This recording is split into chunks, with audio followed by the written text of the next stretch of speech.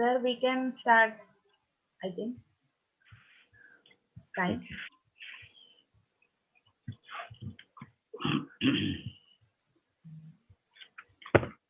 My audio is okay?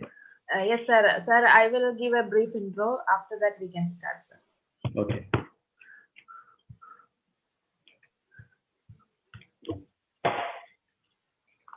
Namaste, everyone.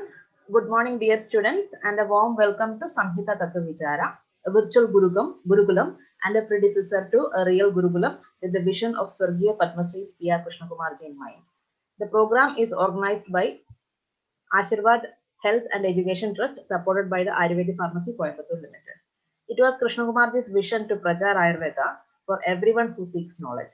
One of his last unfulfilled vision was to establish a long lost Gurukula Sampradaya and to bring back the glorious days of Ayurvedic education. We are committed to his vision. Let's take a moment to pranam the memories of our Guruji.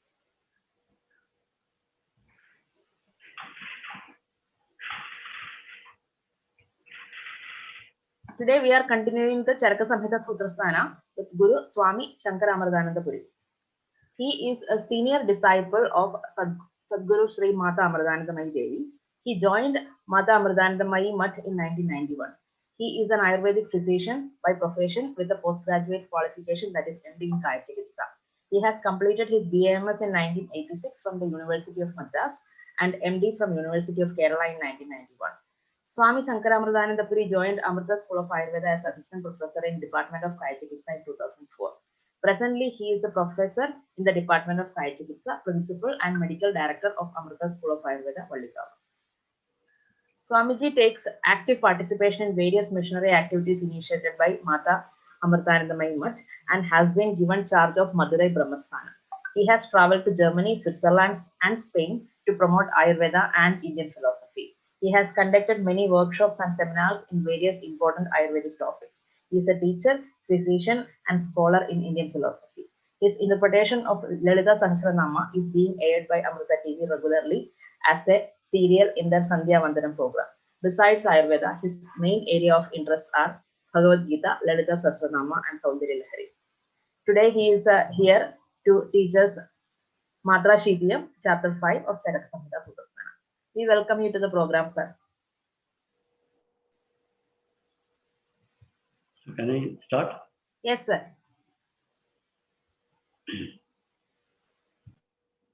Om Avidyanam Tasmiramihirudvipanagari Jaganam Chaitanyastabakamakaraندasrutijari Daridranam Chintamani Gunanika Janmajaladau Nimagnanam Damshra Murikuvarahasya Bhavati Deepajwala Bhirdivasakara Nirajanaviti Sudhasute Chandro Palajhanave Rajyarachana Swakiyairambo Vissalil Sauhitya Karanam Diya Virpa Vistavajana Nivata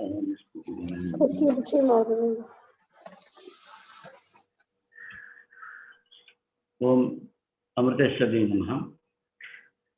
My humble pranams at the lotus feet of my Guru,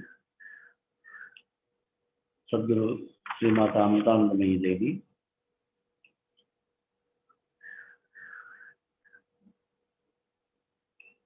My pranams to all the Ayurvedic doctors and Jignasus or the seekers of Ayurveda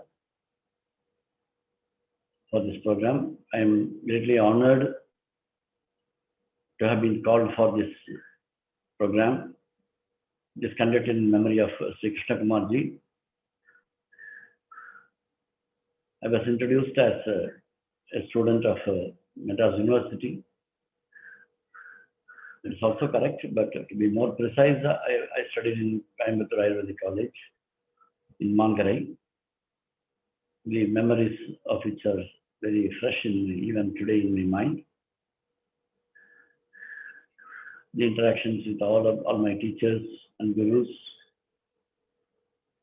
who taught me everything. I joined that college as a very raw student who just completed 10th standard in a government school.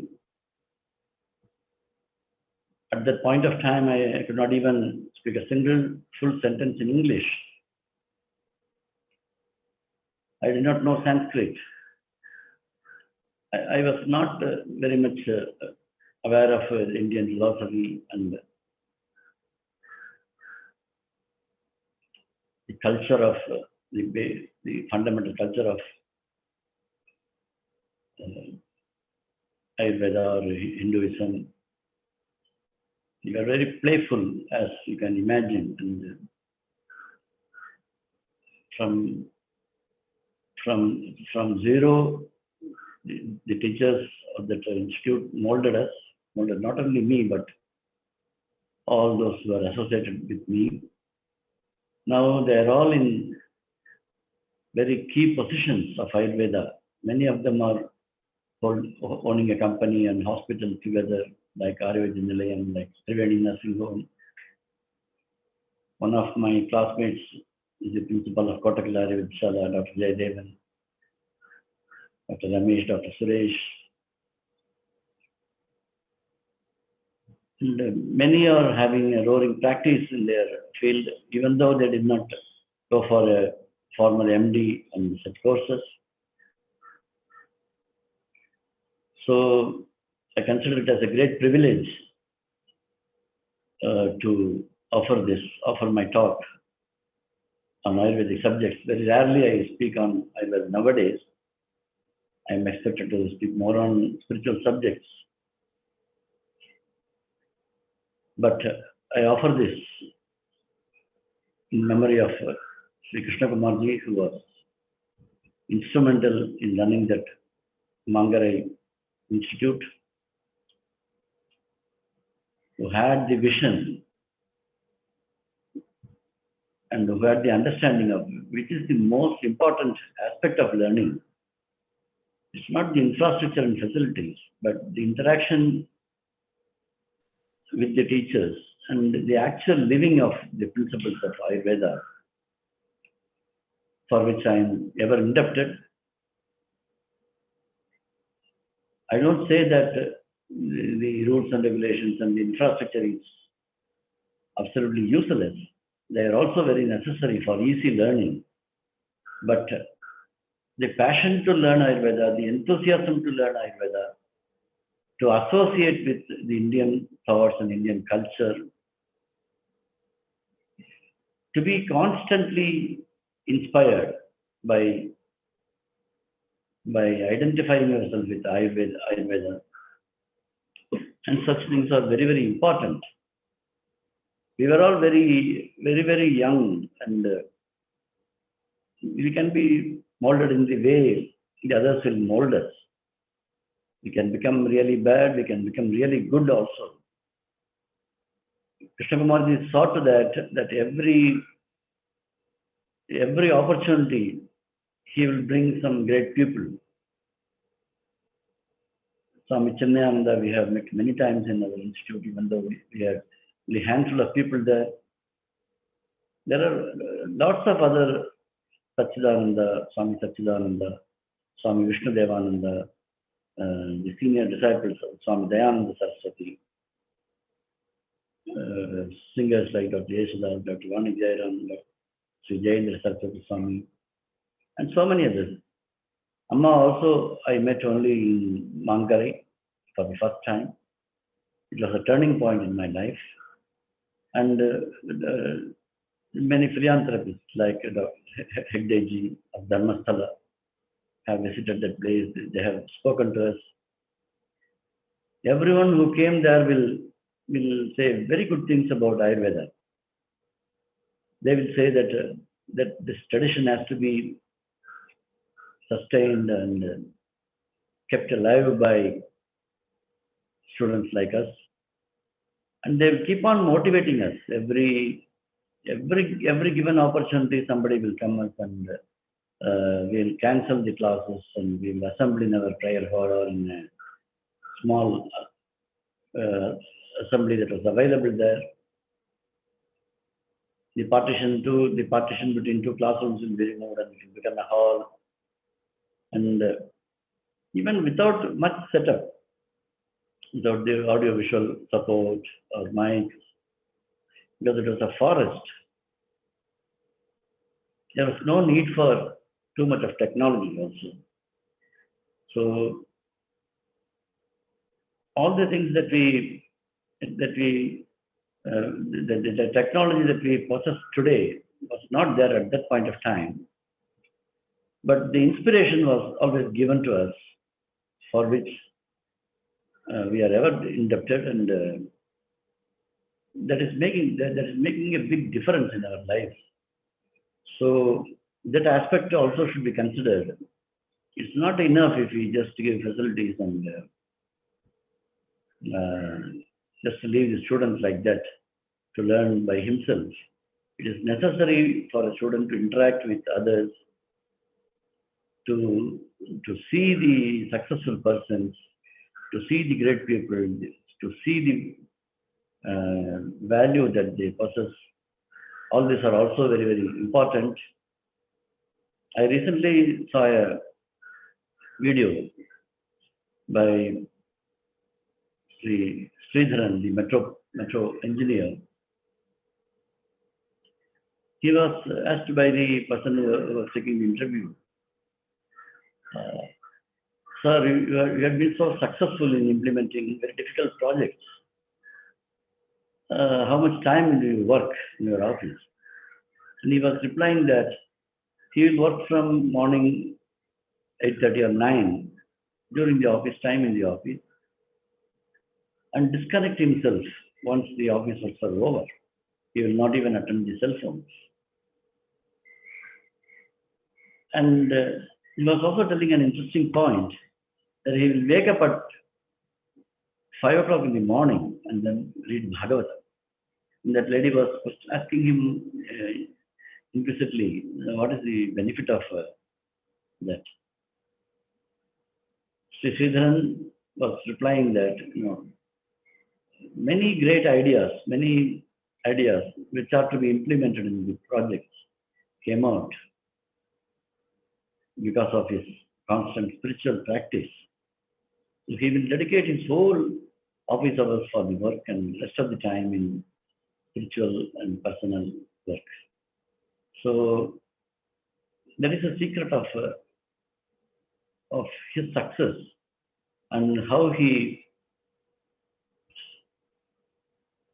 manages to work even after when he is almost nearing 82. Still he is able to deliver and deliver the good things for the country and serve the country. So this we used to practice in our Navakkarai campus. The prayer was very compulsory, and without neglecting the studies, we used to involve in spiritual activities also. So those things have helped us to mold our character.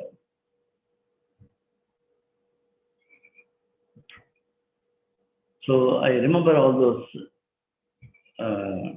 those days where we practiced and where we learned from scratch to what we are today. So I think this attempt to start a virtual Gurukula, although Gurukula means the Mukha, the person should see. I am speaking to a monitor. They should observe the teacher, and the student should have an affinity, should have a bondage, should sit closely together, and then the teacher will observe the student will observe the teacher. Not only the technical knowledge is transferred, but the character is also molded. The student will observe his teachers, the co-students, and that possibility, of course, will be missing. But I will try to communicate as much as possible. I'm not going to take a class like I'll be taking to the students, we will read the text. I will ask them to repeat the text. Then the Padacheda, Padarthokti, Anvayi Karna, Samanya Vivarna, explanation, Sukshmarthas. So like that, the general method of the Indian teaching goes. But I understand that all the people who are participating are already experts in Ayurvedic field.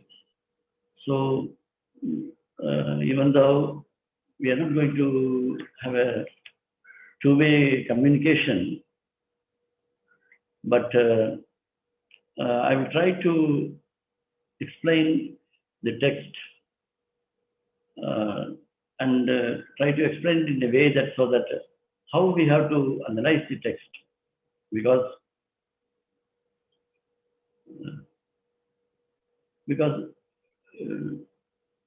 additional informations are always added. Updation is very much necessary even in Ayurveda. When Agnivesha wrote, the Charaka had to do the Pratisamskarana. And even though Vagbhadacharya followed almost what the Charaka said, he made it very brief. He changed the order of the things. And then added a few things that were necessary for at that point of time. So it is nothing wrong. It is not a new tradition. That is the way the science has grown. Even spiritual sciences like Bhagavad Gita, Lord Krishna gave Arjuna a very long Upadesha, which consists of 700 verses. It is called Bhagavad Gita. But that was done in the battlefield. And the battle had to start.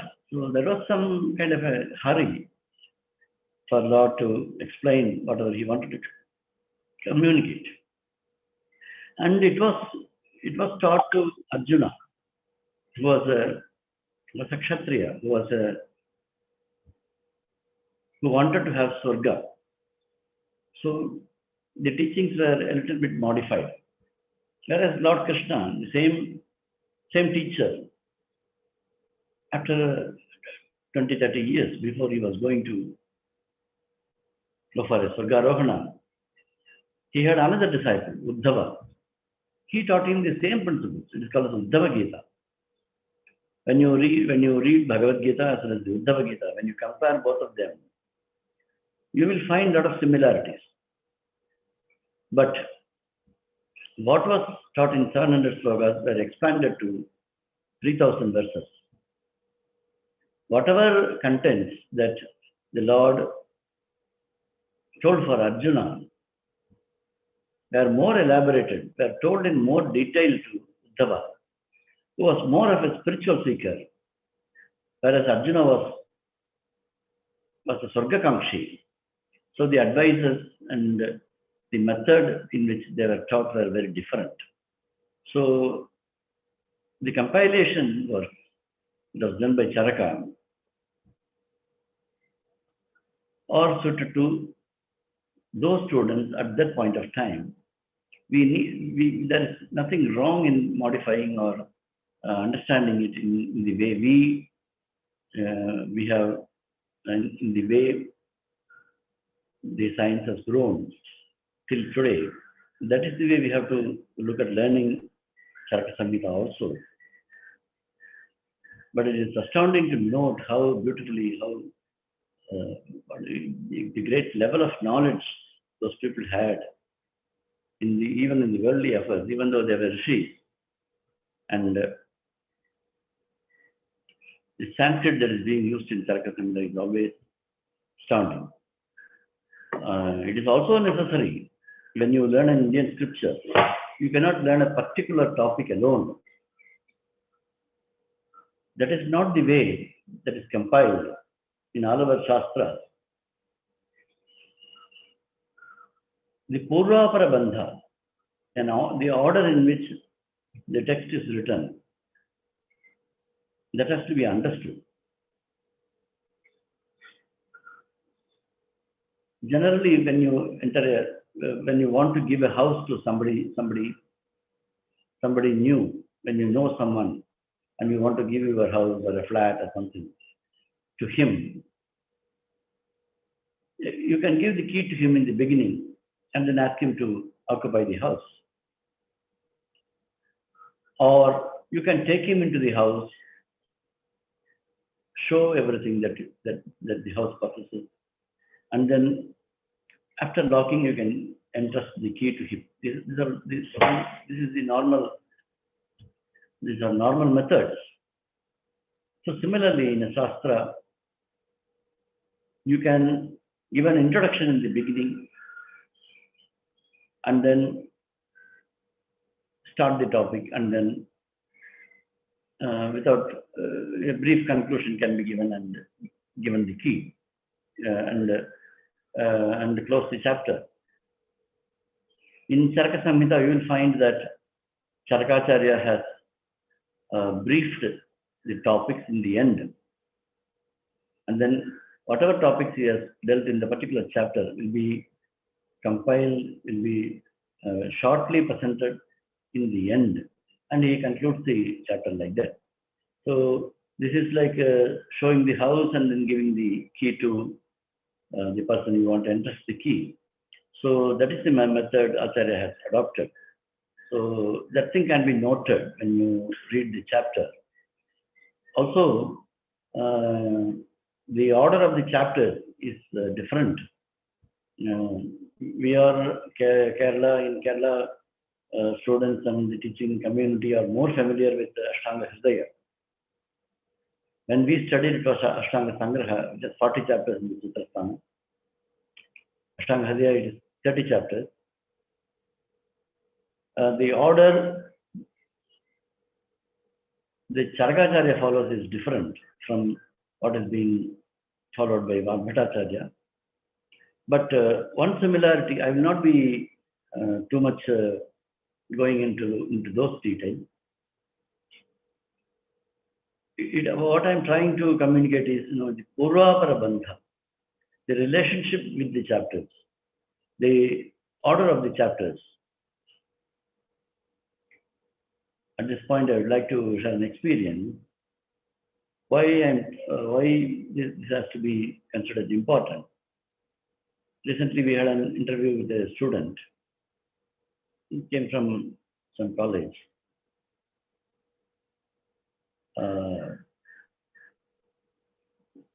I just asked her what is her favorite subject in Ayurveda. She said Ashtanga Hridaya. Simply I asked the question, how many chapters the Sutraasthana contains. She was not able to answer. She was able to answer another question. What I'm trying to say is, the Adhyaya Sangraha is there in the first chapter itself, but most of us skip it. If I ask to name a student of Bhagavad Gita to name all the chapters, most of us may not be able to say. The same thing happens to Ayurvedic people also. We just go on reading the details and we miss out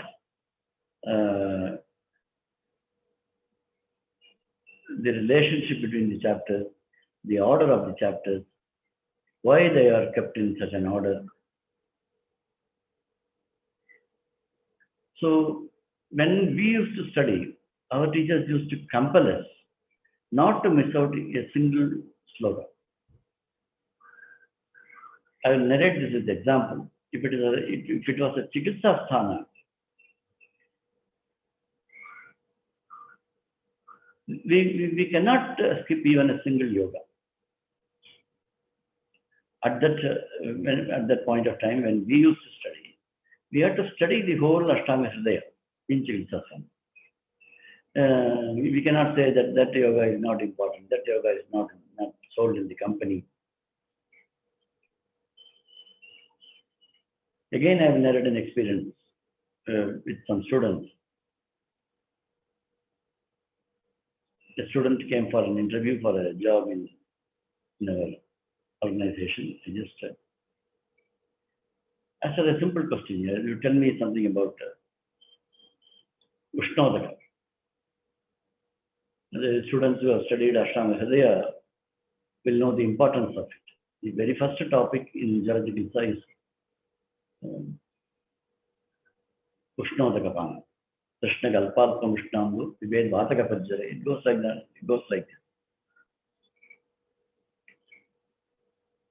The Shadanga Pani also comes in that particular topic. So that student was quite amused. She could not. She was trying to say some modern things, antimicrobial activities there. I think she was trying to explain. So I just said, what is your Ayurvedic interpretation about that? Because they have not studied. She told me in the end that it is not in the syllabus. I asked her the Shadangapana. That also she said it is not in the syllabus. So that is the way we study now. We study the topic-based studies being done, and the relation between each topic. Like if you do not know the prakaranas, how will you administer kashaya? It is told in Ayurveda that for 10 days you have to use kashaya. Kashaya vana pathyannehi dashaha iti langhite, it is told in Jara Chikitsa. Dam kashaya, like Patola Muladi kashaya. It is Saptaha Vidhi is being told. So only up to 7 days you have to give, because it is a Videchana kashaya also. So if you do not know the prakarana, in the beginning of the Jara, you are not supposed to give any medicines at all. When Amatva is more, Langhana is the main treatment in the beginning. Langhanam, Pachanam, Kalo, Yavagus, Chittakoratha. Like that, the treatment line goes. Even giving the Kala, giving Ushna Jala for some time, Tiktarasapana. Like that, the Pachana has to be gradually improved for that patient who is suffering from Agni-mandya and who is suffering from Prabhuta Amatva in Jara. So in Atisara also, Upeksha is the medicine for in the beginning, which is followed even today. Not eating and fasting and leaving the patient, rehydrate him. These are all the line of treatment that we adopt today. So the prakaranas are to be understood. Even if you do not by heart the yogas fully. Previously, we used to study them. A doctor has to know the contents. Like before you cook, you have to know what it is going to become. It is not an accident, but it is a planned method you adopt even to make a upma or any other food items that you cook. You have to know the ingredients. You have to know the quantity in which they have to be there. How the cooking has to be done in mandagni. There are so many details. Even to cook the simplest food. Even to cook a noodle, if you pour more water, it is still going to taste as it has to taste. So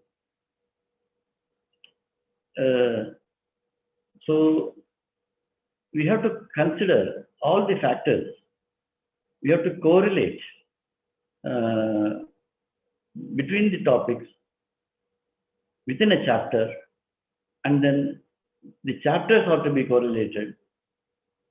Only then we will get a complete knowledge of the Shastra.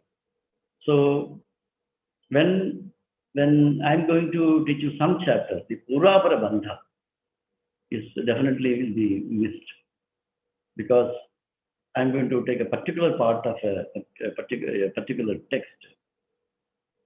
And at that point of time, our rishis or the speakers were scholars not only in Ayurveda alone, even before 25 years. Ayurvedic scholars used to know Jyotisha, used to know Kalari, etc. There were scholars in many other, most of them will be great scholars in Sanskrit also. So this, we are missing those connections nowadays. Ayurveda is, when we studied, we were told by our teachers that a person who uses the bottled medicine is not an expert. It is called as Kashaya Purippu in Malayalam. A doctor has to know how to prepare the medicine also. When we prepare Amrutottara, for example, there are only 3 ingredients.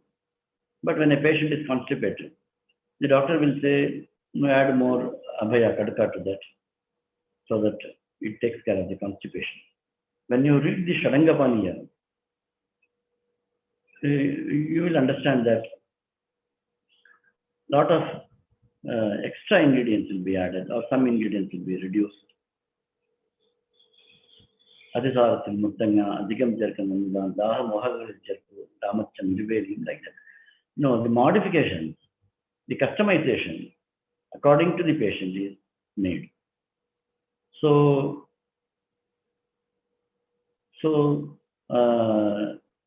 the science is incomplete if you read a particular topic alone from that particular text. It is within the chapter also there are relationships.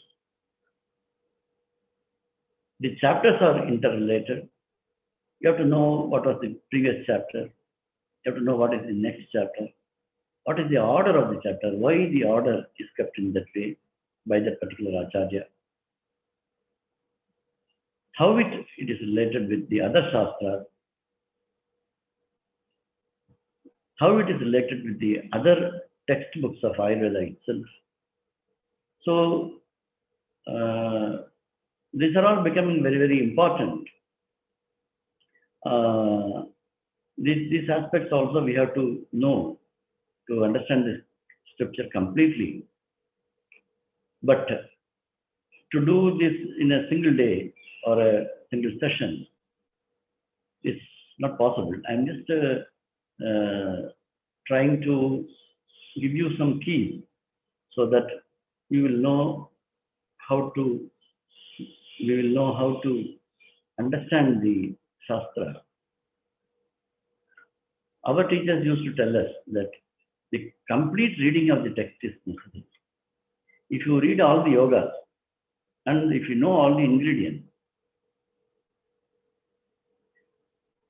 even if you do not practice them, when you customize a medicine to a particular patient, you will have a Dravya.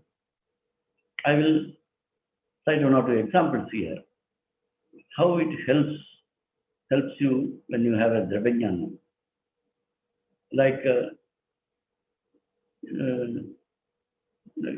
most of us will be using Rasna Randadikashaya, Rasna Saptakam, Rasna Adikashaya, etc. Which is sometimes used in Vata Rakta. It alleviates pain, it alleviates the swelling and inflammation. One of the ingredients in this kashaya is Ativisha. The cost of Ativisha is something like 8,000 rupees. It varies. There are various different Ativishas are available depending upon the quality. It is an important ingredient in that. But because of its high pricing, Some companies do not add that particular content, but they add musta as a abhava dravya or as a substitute, which has a different property, but not the same property as Ativishan. When a severe arthritic patient, he requires Ativishan. So, a person who is having a dravya knowledge can make a substitute here. Yeah, Atividaya is available in the market. Even though if it is costly, you can buy 100 grams or something, it will cost around 400 rupees or 300 rupees. And then powder it. It is easy to powder in the mixie itself. And then add it as a prakshepa in the kashaya. So the contents are not disturbed. The effect is similar. So the dravya is necessary, which will be helpful for us to treat a patient in an effective way. So reading all the yogas is also important so that you know the content. We should not blink even if the simple questions like I asked what are the drugs available in Shadangapana. The student says that it is not in the syllabus. I verified and understood that it is not in the syllabus. They are following some Rasavaisheshika or something, in which this particular yoga is not there. Not Rasavaisheshika, some other text. And so one of my teachers who was sitting along with me told that such questions are difficult for students nowadays. So I left that question. I left such questions. So reading the whole text, what I am trying to communicate is, it is not at all good for a student to neglect some portion, take up some portion, study some portions alone. It's not a very good method of learning. You have to read the whole chapter, even if you feel that some are repetition, some are not relevant today. Whatever you have the feeling, but it is good to know it is good to read the whole chapter. It's good to read the whole text. It is good to cling on to one particular text, whichever you like. If it is Charaka Samhita, it is Charaka Samhita. It is Ashtanga Hridaya, it is Ashtanga Hridaya.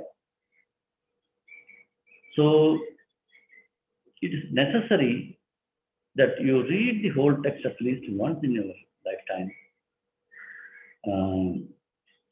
Our previous principal, Dr. Vasudeva Nambudri, is almost 67 now, he's retired. Even today, he will be reading one chapter from Ashtanga Hridaya every day. Whether it is necessary or not necessary, these are all only arguments. It is not going to benefit. But when you encounter some patients and you really when you have to speak about something, when you have to see a patient, when you have to diagnose the phalashruti, etc., he will remember correctly. It comes to his help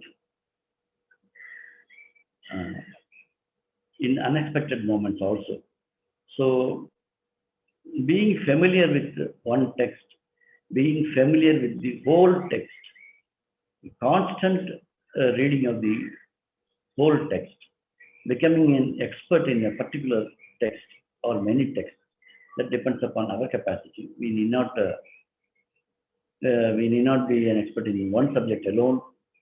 All our, as I told before, our previous Ayurveda Vaidya were experts in many fields. They used to learn many shastras which was available at that point of time. Many of our doctors, who knew Gaja Ayurveda, Vriksha Ayurveda, They were Saṃhitātattvavicāra, they can write poetry. They were good experts in Sanskrit. They can write in any meters they wanted. They can create their own slokas, whereas that culture is completely stopped now. So the Purvapara Bandha, reading the whole text, reading the chapters, clinging on to one text,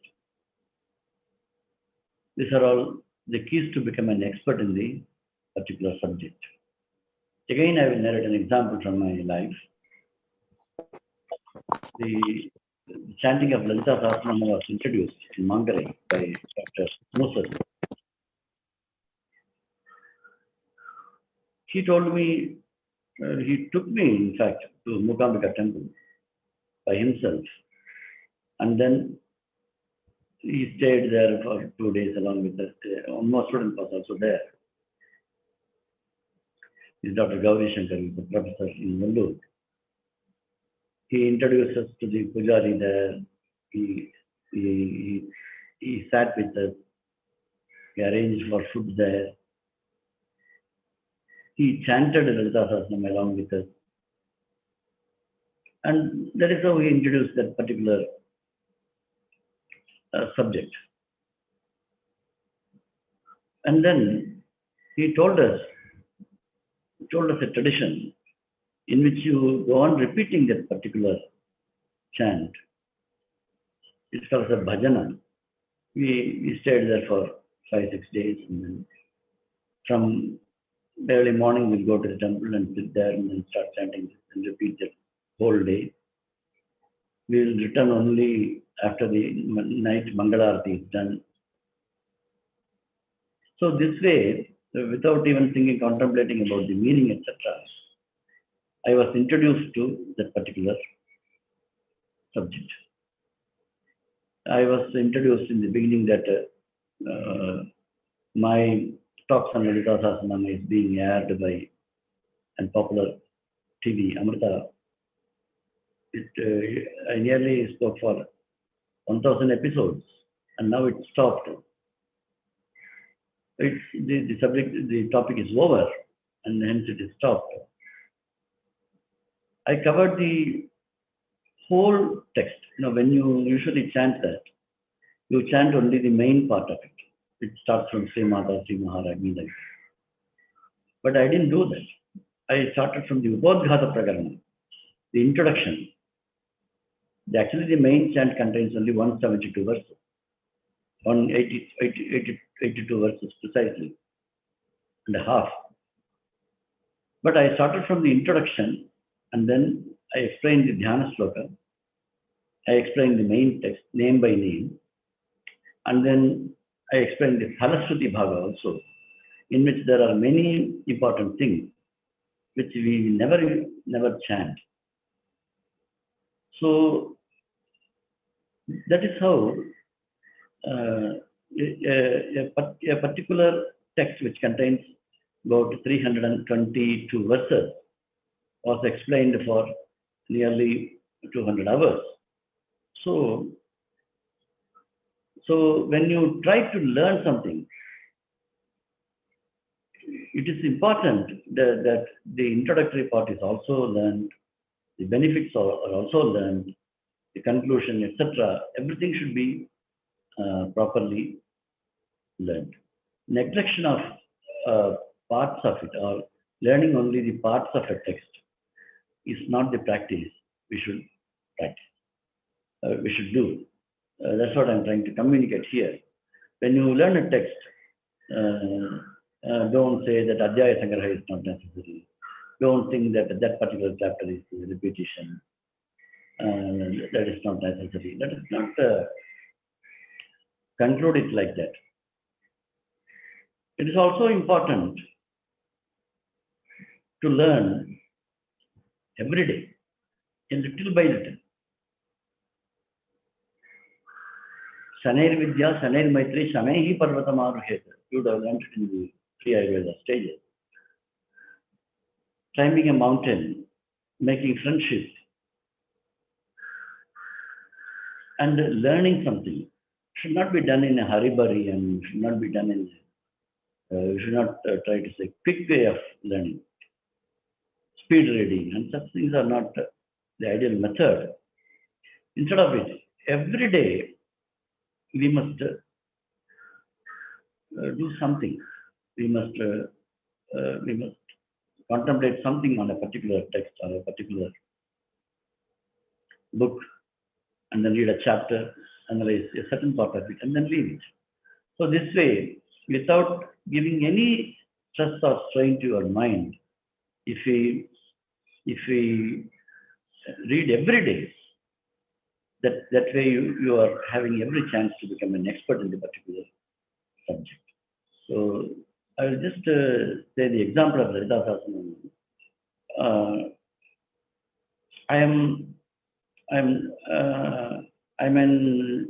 I'm having a proper degree in Ayurveda.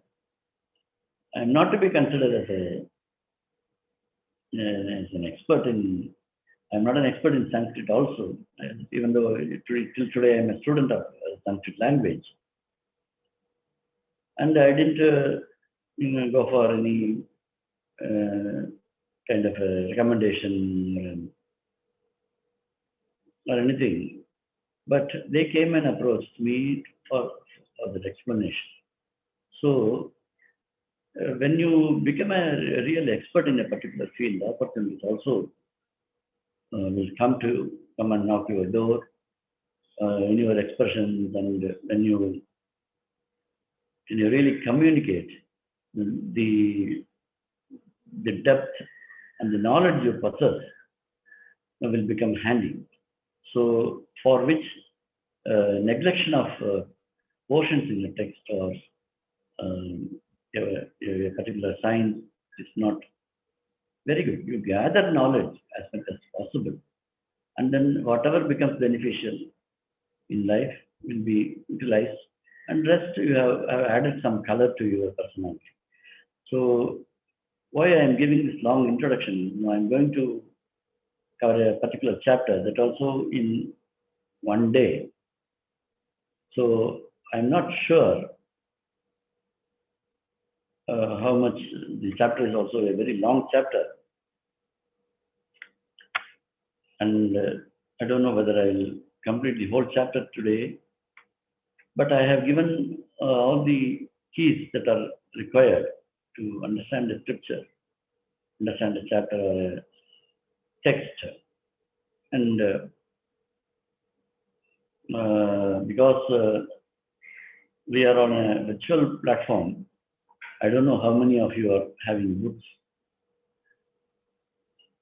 And I don't know whether to take the classes that we do it in a classroom, read the text, try to explain those, or just tell the way to understand. It is also necessary, as I told before, the textbooks were written long back, and there's nothing wrong in analyzing with the contemporary knowledge that is available. So the modern knowledge is also very much necessary. It also adds depth to your understanding. So with this somewhat long introduction, I will go into the text. So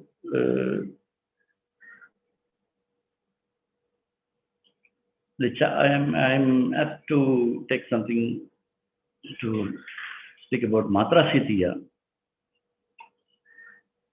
Matra Shitiya is the 5th chapter in Charaka Sutraasthana. All those who are having text can open it and keep it.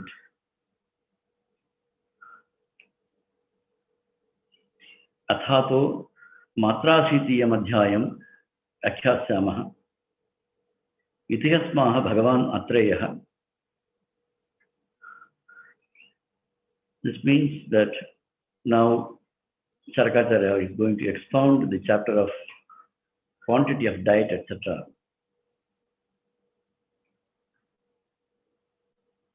It was taught to him by Lord Atreya, who was his guru.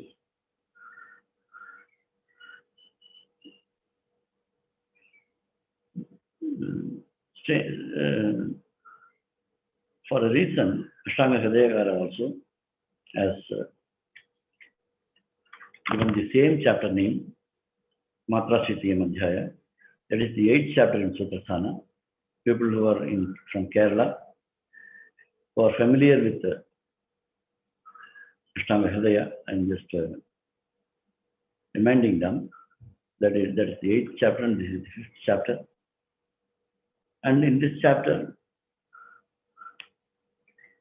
the contents are not exactly the same. They are slightly different from Ashtanga Hridaya. Charakacharya differs. In Ashtanga Hridaya, he has taken, it was written later, and then Dinacharya Adhyaya comes first. He has taken a lot of things from Matra Shitiya Adhyaya, from Charakacharya. And in Matra Shitiya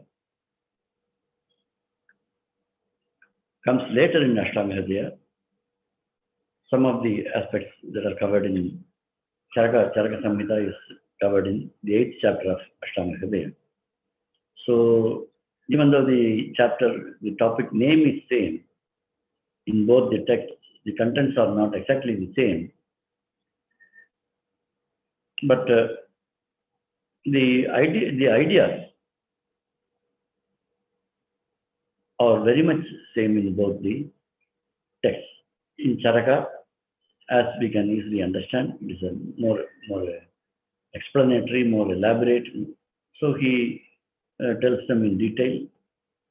Those details are not that much in Ashtanga Hridaya, but then the contents and the ideas are very much same. So I will be comparing both the texts. That also will give you an idea about how to understand the text. Also, there are a lot of contemporary things. Contemporary knowledge is also required to understand this chapter. Because when Charakacharya wrote, he compiled everything that was available at that point of time. The food habits at that point of time. From what they practiced at that point, he has mentioned. The lifestyle was also different. Nowadays, you step down from your house or your institution, you're getting into a car or a scooter or something else, which is automatically moving by itself. Whereas when our acharyas wrote the text, most of us will only walk, and agriculture was our main work. So we had a lot of physical labor, physical work, and less mental work. Mata Amritananda Devi says that our body is structured to have more physical work and then less mental work. Nowadays, it is the opposite that is happening in the society. We are having more mental stress and very limited physical work. The chair I am sitting on which I am sitting, it's movable. So I don't stand up from my chair many times. Instead, I move around within my room like a handicapped person and then take things whatever that I want surrounding me. Very rarely I am exposed to sunlight. Very rarely I walk more than 10,000 feet, which is considered as a healthy habit. So even the hand movement, when we speak, we are not, we don't have to be that expressive. Once upon a time, the singers used to sing very loudly in a very high pitch so that it is audible to the audience. Whereas nowadays, I'm speaking in a very normal way, so that my microphone takes care of my amplification. So what I'm trying to communicate is the whatever that is told in Charaka Samhita was right at that point of time. Now we have to correlate, we have to compare, and then know what we have to advise to a patient or a student. Only then we will be gathering a proper knowledge. So with this understanding, we must read the whole chapter. So I'm reading the third sloka. Matrashi syat ahara matra punar agnibala pekshini. The fourth verse is Yavadhi asanam asitam anubhahatya prakritim yathagalam jarang gacchati tavadasya matra pramanam vedidavyam bhavati. So he gives an advice that you have to be a matrashi. One should take food in a proper quantity. Ahara matra punar agnivala pekshini. Then there's a natural question, what is the matra? He says that it is depending upon your digestion. Matrashi sarvagalam syat matrahi agne pravartika.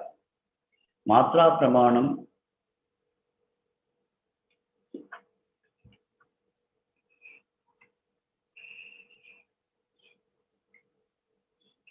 Matra dravyanyapekshante gurunyapi lagunyapi. Like that, Ashtanga gives a different version. Matra pramanam nirdishtam sukham yavat vijijati. So that is the condition he puts. Almost in a similar way, but in a different order, Charakacharya also is mentioning the same thing. Ahara matra punar agnibala pekshini. This is elaborately told in Ashtavidhi Visheshayatana in Charaka Samhita itself. But here he mentions the logic behind what he says. The quantity of food depends upon the power of the digestion of the particular person. How you will understand that digestion? Yavadhi asanam, whatever you eat, asitam anubhahatya pragatim, that doesn't disturb his natural constitution, without disturbing his normalcy. Yathagalam jarang gacchati. So when it gets digested in a proper time itself, tavadasya matra pramanam vedidavyam bhavati. So in a very, very simple way, if you explain this,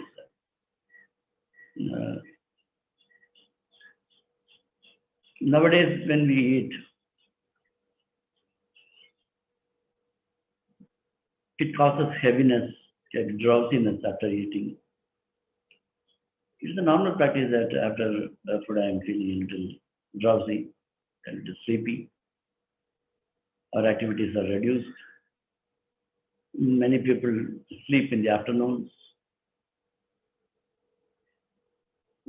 Sometimes it's a nap, sometimes it's a very long sleep itself. So those things are not very advisable. A sattvic food, again it is related with the spirituality.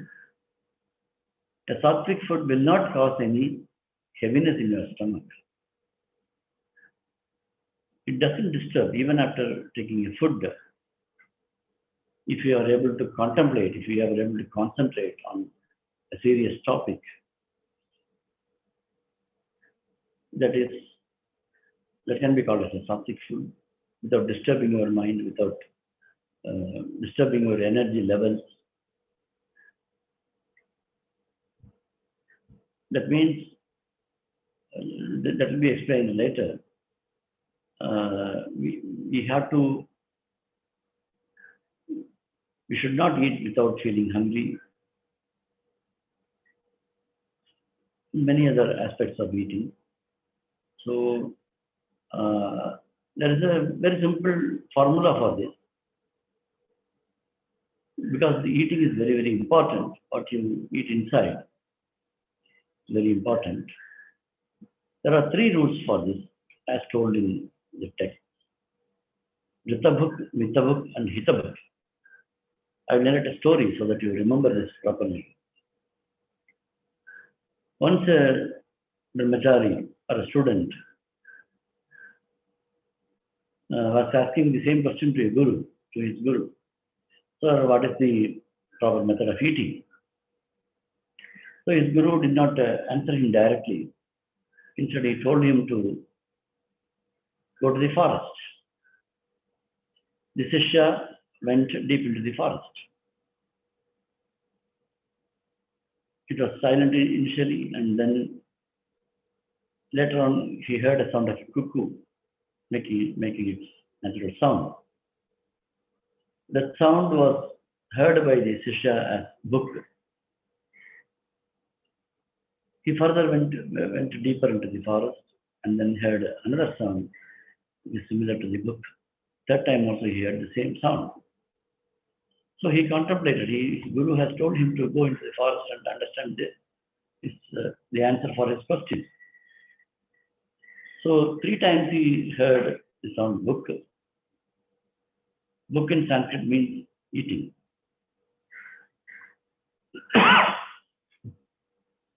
So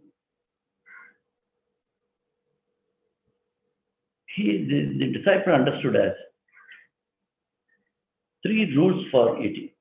One is Ritabhuk, second one is Hitabhuk, third one is Mitabhuk. I will explain this. The Ritabhuk means there are 6 Ritus, 6 seasons.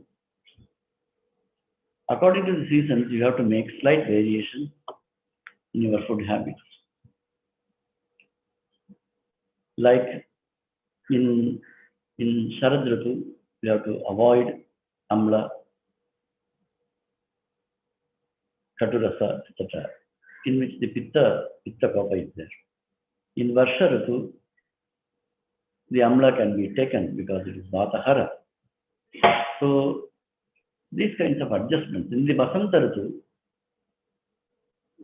the food whichever increases the kapha should be avoided. So these kinds of rules should be applied, and which can come under the first advice given by the bird, Ritabhuk. I'm not going into very detail, but I'm just briefing it. Second one is Hitabhuk. There are 2 things. One is Hita and one is Sukha.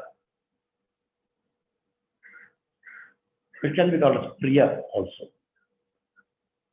The things which are very pleasant to one. The things which are good to one. These are the two things. One is pleasurable, the other one is actually good. Like I've taken an example here. Alcoholism. It is Priya. Many people like it. Many people think that there's nothing wrong in taking a beer or something. I do not know because I'm not accustomed. But that is the concept they have. But Atyapayoga or even the Upayoga itself destroys the health. It is not Hita. It is Priya, but it is not Hita. There is another example given in Ayurvedic text. There are many examples, but this is also an example. Like when you are having a fever, you are having a thirst, you want to drink very cold water, ice cold water, which is Sukha, but which is not Hita. It is contraindicated. So, whatever that is Priya need not be Sukha, need not be Hita. Anubandha Sukha, continuous happiness. If you take hot water, it may not be very pleasant, but it is it relieves you from fever also. It's a kind of a medicine for fever also. So that becomes that gives you anubandha sukha, continuous happiness or a long-term happiness. So such principle is called as hita. Whatever the methods or the material which gives you instant pleasure but not a constant pleasure is called as sukha. So sukha and hita are to be understood, and hita bhak one should be, and mita bhak. Like in the modern times, it's very challenging to fix a diet. It is not enough if you, the modern dietitians, they think only in terms of carbohydrate, protein, fats, etc. And their dietary advices are very, very complicated.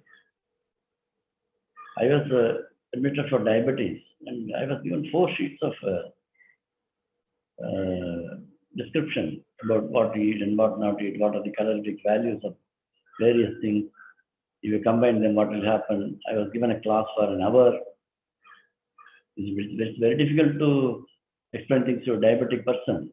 Sometimes, he has more appetite, more thirst. We tend to overeat. The guru food, we think that taking guru food is good. Sometimes, that is the way it's being communicated. Heavy foods, certain foods are good for diabetes, like that you are communicated.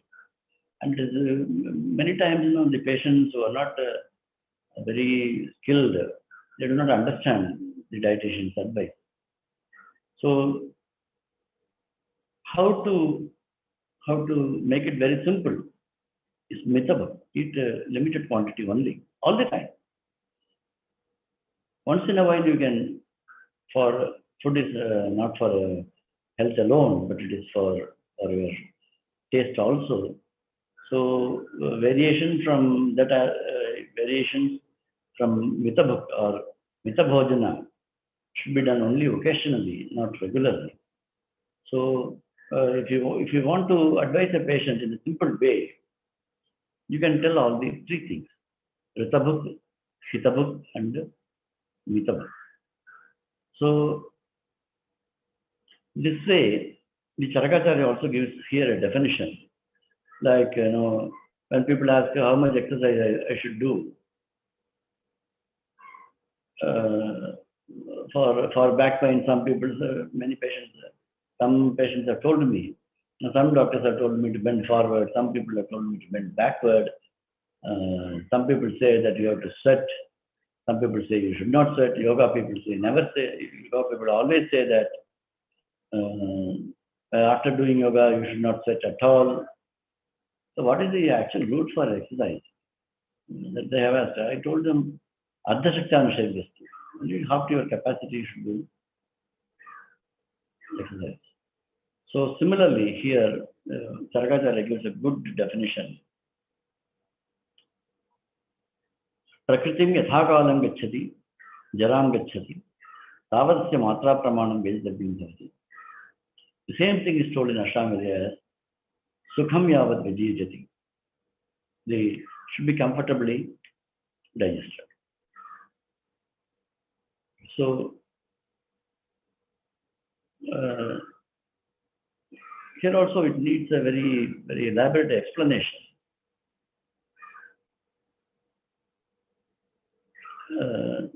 Like there are varieties of food available. At the point of time when Charakacharya would have written the text, maybe the Indians used to eat only 2 times. And there was no snacking. There were not much facilities, comforts, like vehicle comforts, the automobile comforts that we have, like mixie, grinders.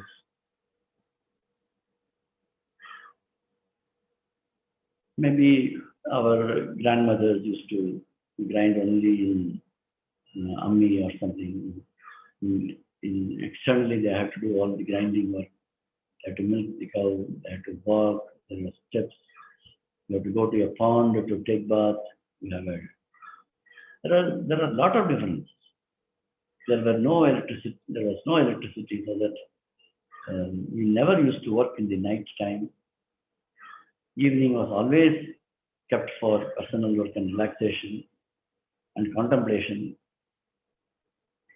So when these differences are there, when the food items also, when it was difficult to make, they will make it on the occasionally. Maybe eating one item was the custom at that point of time. But today, we are having all the facilities. Swiggy is there, a number of restaurants. It is not restricted by geography. I can have a North Indian food here, and North Indians can have idlis and doshas in Maharashtra, or Delhi, or anywhere in the world. It is becoming famous. The khichadis are available all over the world. Even in Europe, you get chapatis are available all over the world. Different types of rotis are available. So the vegetarianism and non-vegetarianism, there are a number of varieties. Continental vegetarian hotels are available. In Munich, I saw a hotel in which all types of vegetarian foods from all over the world was available, including the juices. So even in Kerala, in Lulu Mall, you will find everything that is available in the world is kept there. You have cooked foods and non-cooked foods, sprouted cereals, all types of fruits and vegetables, all types of meat items, all types of non-vegetarian foods. So such facilities are not there.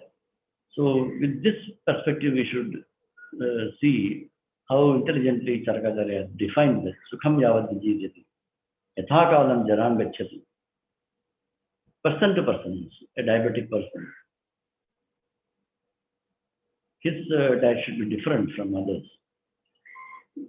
People with normally in hospitals, these are the challenges in the kitchen.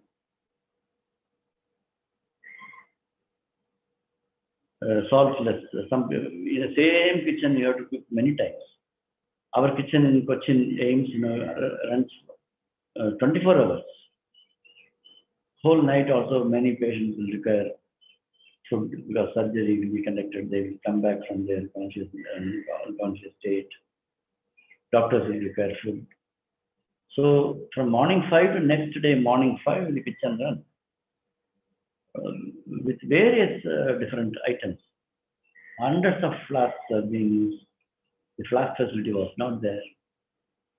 So what types of juices you can give to them? What types of fruits, raw food, and cooked food? These types of combinations are possible. Naturopathy gives a lot of emphasis. In their hospitals, you will find the dining hall to be more important, and customized foods are given to them. And this principle is adopted by naturopathy more than an Ayurvedic community. Nowadays, we are trying to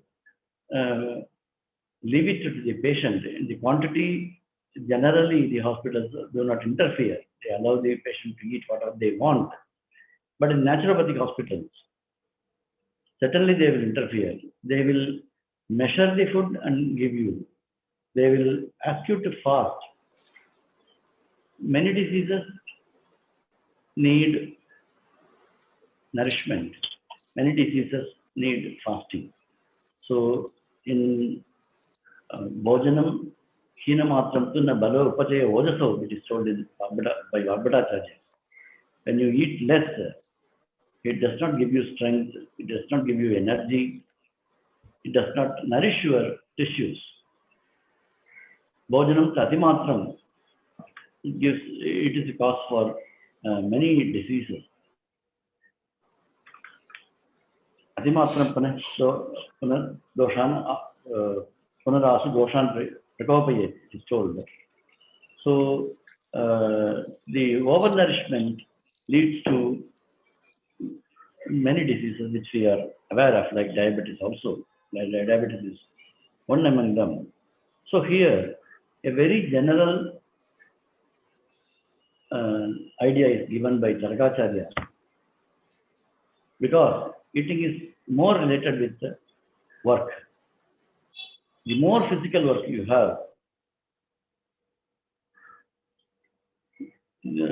more you can eat. Whereas in the contemporary times, we are not at all having too much of physical work. It is reduced by the technology, and people are, I will say that we are more comfort seeking, leisure seeking. Hence,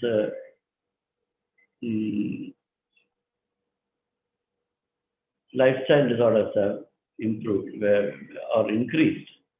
So here Charakacharya gives the definition that yathakalam jaram gacchati tavadasya matra pramanam vidhim bhavati. The normalcy should not be affected by the person, whereas the food should digest in time and does not cause any disturbance even after eating.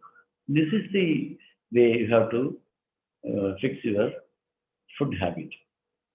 And then I'll go to the next verse. It is the 5th verse in Charaka Samhita. Those who are having text can follow this. Tatra Shali Shashtika Mudga Lavaka Pinja Yena Sasha Sarabha Sambaradin Ahar Dravyani Prakriti Laghunyapi Matrapekshini Bhavanti Tatha Krishtekshu Kshiravikriti Tila Masha Anupa Audaka Pistadini Ahara Dravyani Prakriti Gurunyapi Matrapekshini Matrameva Pekshante Nachaiva Mukte Dravyam Guru Laghavakaranam Akaranam Manyeta Laghunihi Dravyani Vayvagni Guna Bahulani Bhavanti Prithvi Soma Guna Bahulani Itarani Tasmat Sagunadapi Laghuni Agni Sandukshana Sabhavani Alpadoshani Chauchantevi Atisauhyatyopachuchantevi Sauhityopayuktani Guruni Punatna Agni Sandukshanani Sabhava Asamanya Atasya Atimatram Doshavanti Sauhityopayuktani Anyatra Vyayama Agnibalad Saisha Bhavati Agnibalapekshini Matra. Now, he told in the beginning that the matra or the quantity is dependent upon Agni Bala. Now he is explaining a little bit. It is dependent upon Guru Dravyas and Laghu Dravyas. He says that the Laghu Dravyas are Vayu Agni Guna Bahulani. It is containing more air and ether and fire. So, Guru Dravyas are more Prithvi and Soma, Jala and earth.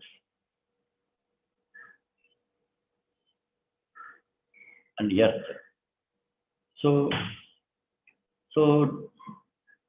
when you eat a food, when you eat, you should before eating you should consider whether it is Guru or Laghu. Like Puttu in Kerala is Guru. Like the steamed foods, like Kanyi or Laghu. This is very simple. So, we should avoid Guru Dravyas or eat it only according to the particular quantity. Here he says that Sauhityopayuktani. The Sauhitya has to be considered. To what extent you should eat, and that has to be considered. because the lagu is Agni Sandukshana. It increases the digestive fire. Whereas the Guru is reducing the Agni. So, Atimatra Upayogata. If you eat too much, it disturbs your normalcy, and unless you are having Vyayama Agni Balas, you are having a natural Agni power, or if you are having good physical work.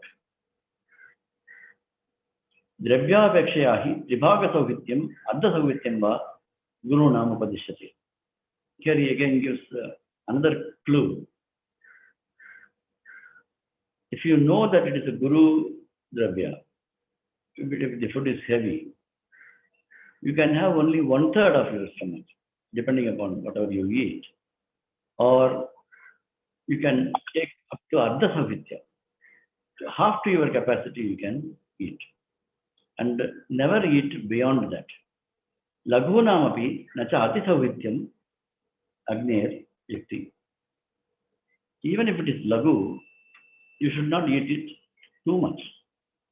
Ati savitya should not be there. Because I liked that food, I should not eat too much. So the same advice is given by Vagbhadacharya also.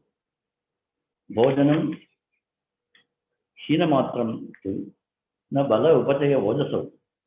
If you eat less, it does not give you strength, it does not nourish your body tissues, it does not give you energy required. Sarvesham vataroganam hetudamsa prapadyate. It causes the diseases that are caused by undernourished people. Vatarogas will come to you. Whereas Atimatram Panasarvan Asudoshan Prabhapiyat. If you eat too much, it increases all the doshas in your body. So, Gurunam Ardha Sauhityam Laghunam cha na Atitriptata. So, that is the definition given by Vagbhadacharya. Only to half to your capacity. Here, Charakacharya says that Tribhaga Sauhitya, when the food is too heavy, even Ardha Sauhitya is not correct. You have to eat only half to your stomach. So here, when we think about the food habits nowadays, eating many times has become a kind of a habit.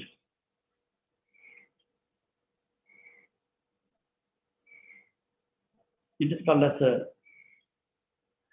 adhyasana, or it can be called as a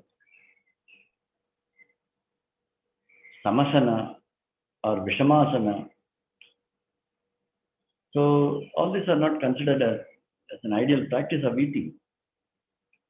Now, we cannot read the Charaka Samhita before a patient and then tell him Ardha Savitya, Tripada Savitya, like that. Ayurvedic people generally, I'm only generalizing, I'm not criticizing those people who are very accurate in their dietary advices. When naturopathic people are more accurate, they are more concerned about the diet. So they give a proper advice to them. They cook the food and then teach them how to cook the food. They customize the food according to their needs. The necessity of fasting is emphasized. The benefit of keeping your energy levels in a very high level. They explain to you that if you overeat, you become dull, you become your diabetes increases. Especially now, number of middle-aged people are suffering from diabetes. Generally, they do not want to test. They do not want to verify. They say that I'm okay, and then due to various factors, they tend to overeat, by which they become dull. Their capacity to work becomes 50% or 60%. So whereas naturopathic people are encouraging you to reduce weight, encourage you to eat only when you are very, very hungry, in a simple way, less carbohydrate food, less white sugar, more protein food, and eat less, fast once in a while. These are all the things which are very useful advices. The hints are there in Charaka Samhita. The eating is dependent upon the items that you eat. Nachana apekshate dravyam. You cannot think that the dravya is not important. You have to think that it is called as a double nishedha. Twice he negates. Nachana apekshate dravyam. You cannot think that the dravya is not important. In a complicated way, he presents it. It means that dravya is important. Tribhava sauhityam, ardha sauhityam va gurunam upadishyate, laghunam apichyate, na ati sauhityam agni yukyartham. Even the laghu foods, you should not think that because it is very laghu, like bel puri, it's light food.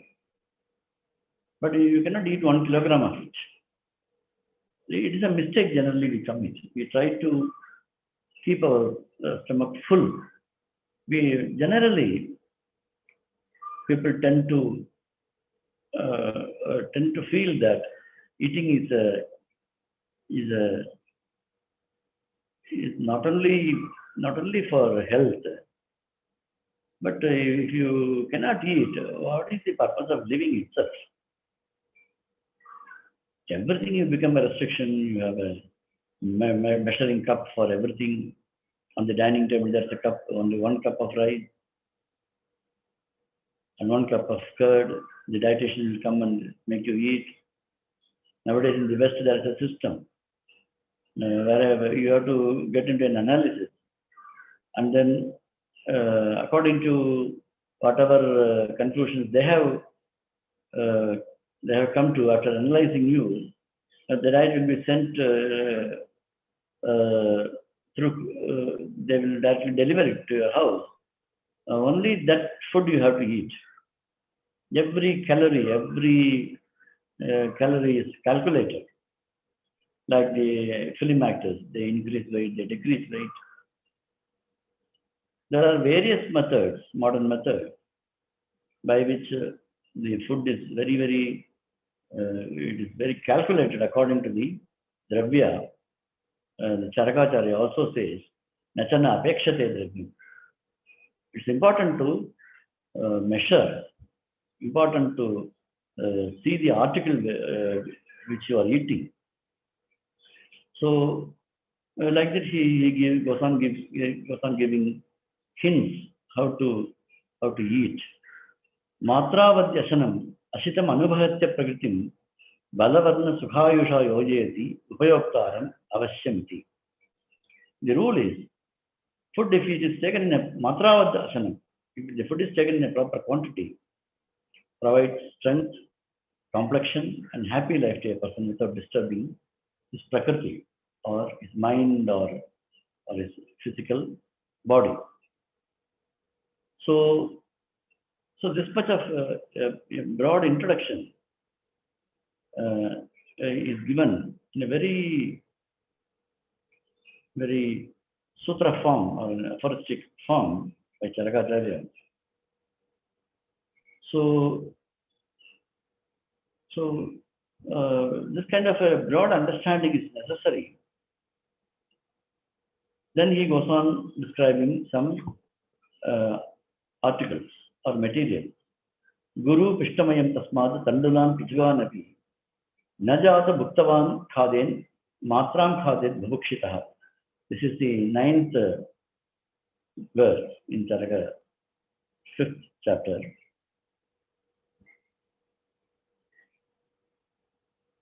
Heavy preparation should be avoided, like flour, rice, flattened rice, etc. Even when one is hungry, one should not take them. One should take them in proper quantity, like the Tribhaga Saukitya or the Adha Saukitya. Nowadays, the people think that you can eat meat and then make it up with some salad or something. So, eat lot of spicy items and then follow it in curd or salad so that it will be compensated. This is not exactly advocated by Charakacharya. Heavy foods should be avoided. So,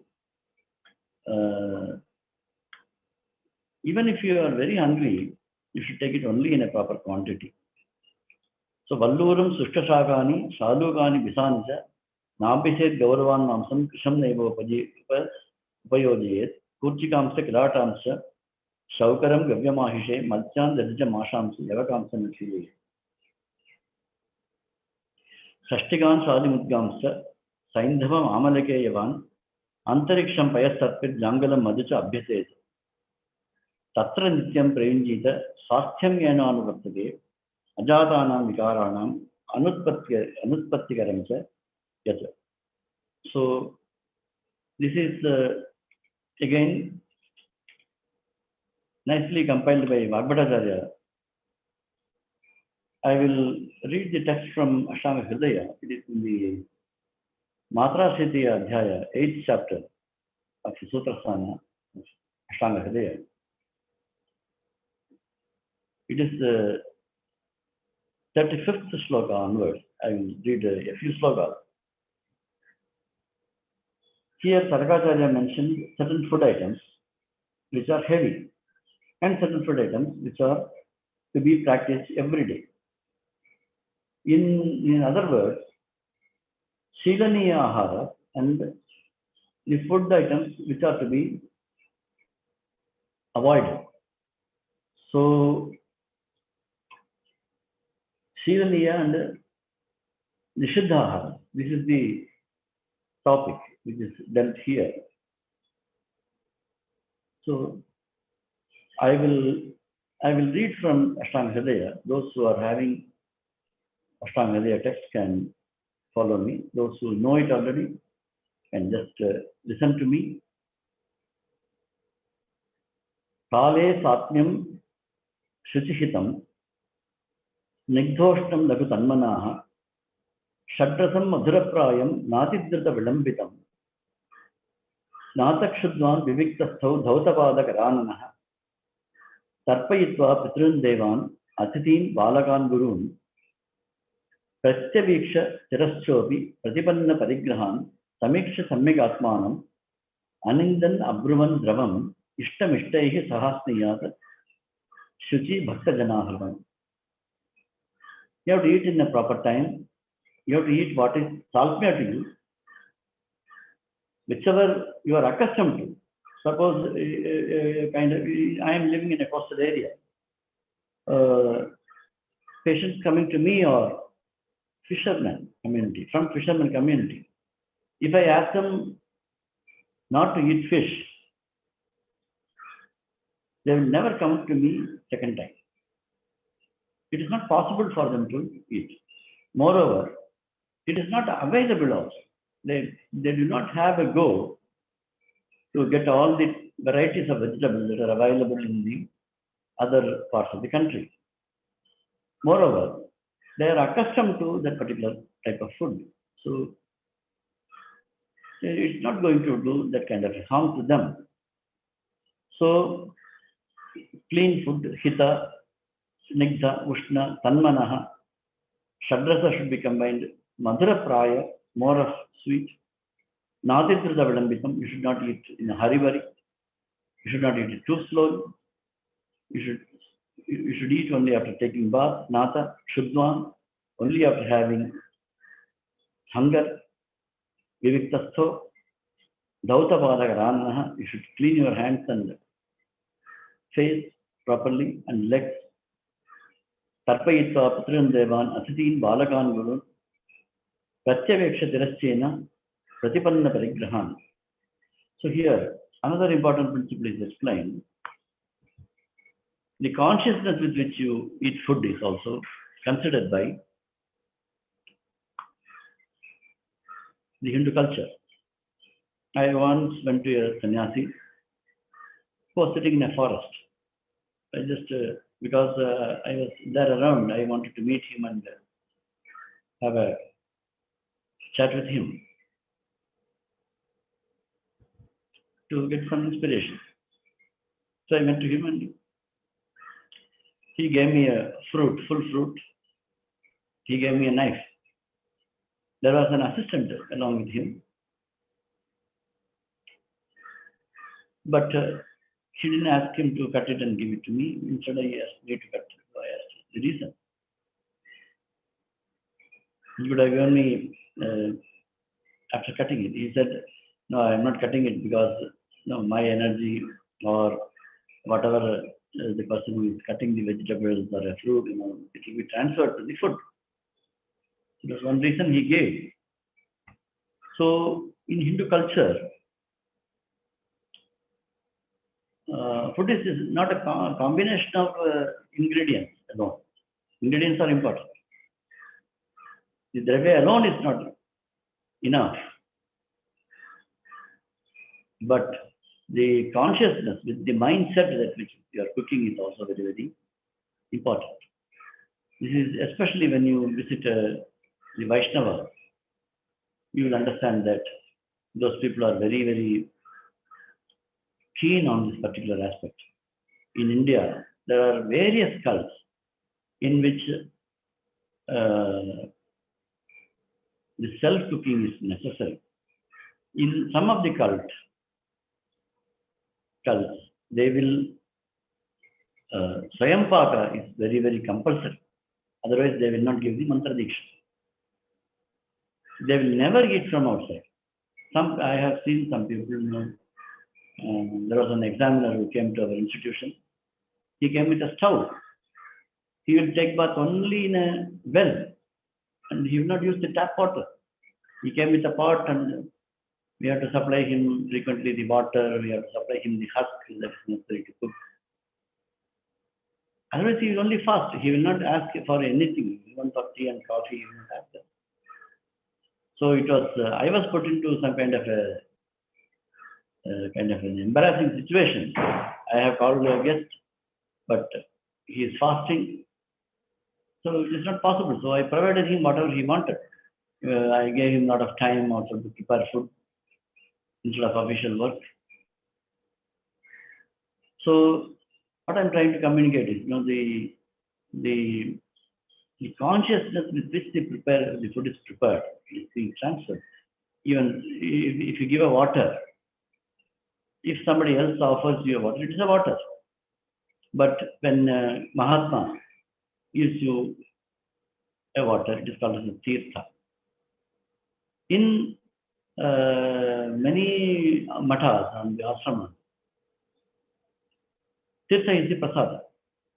In many temples in Kerala, the tirtha is given. Only a few drops you are given, but it is considered as a prasada because the divine consciousness, the divinity is transferred through the food. So the consciousness with which is eaten, with which the food is to be eaten, is mentioned in Ashtanga Hridaya. Tarpayitva Pitarn, etc. Spiritual practices also should be done. Devan, Atidin, Balakan, Gurun. So to worship your God and Goddess, the minimum practice you can have is you can chant the name of the Ishtadevata. If you are a Krishna devotee, Krishna, Krishna, Krishna, you can say it 3 times. And then remember God. And then it is not enough if you just do a formal prayer before eating, it is necessary that even while cooking also, the same consciousness is used. I once visited Aurobindo Ashram, and then I visited their paper factory. Their paper factory has been winning the award for the best manufacturers of papers for many years. I just inquired to one of the inmates, but what is the secret behind? They have very, very good natural shaped paper. They said it is the consciousness with which they prepare the paper. It is not a work for the laborers. It is not the work for those who are working in that area. But it is a kind of a worship for them to create good papers. That is reflected in every piece of their paper. So that is the secret behind their award winning efforts. So the consciousness with which the food items are cooked also plays a role when you eat. Samiksha Samyak Atmanam, you have to consider yourself, you retrospect yourself, you introspect yourself, and then without blaming the food, you have to eat. You prepare your food, and then don't say this was not there, that was not there, salt was less, and the spice was more. I attended a camp some 20-30 years before in a Gandhi ashram. Before eating, you have to shout, "Aaj ka khana bahut acha." Today's food is really good. You have to shout. You have to raise both your hands and then say, today's food is really good, and then start eating. So anindan, so without blaming the food, abruvan, without talking. Ishtam ishtaihi sahasniyat. This my teacher used to always say. Ishtam ishtaihi sahasniyat. You eat with people whom you like, with a good company, nice company. But unlike in the West, they eat for 3 hours, 4 hours. You have to be, that aspect is not correct. Abruvan, it is told. You are not expected to do your office meeting during eating, but like-minded people, like the people who want to have sattvic food, eat with sattvic food only. The continental food habits are not advocated. The person who is eating on the same table will be eating meat, and I will be eating a vegetarian food. It's not always comfortable. That's not advocated also. So here, Bhattacharya is more elaborate than Charaka at this point. And Nishiddha Bhojana. Now we are talking about two topics. One is, what is the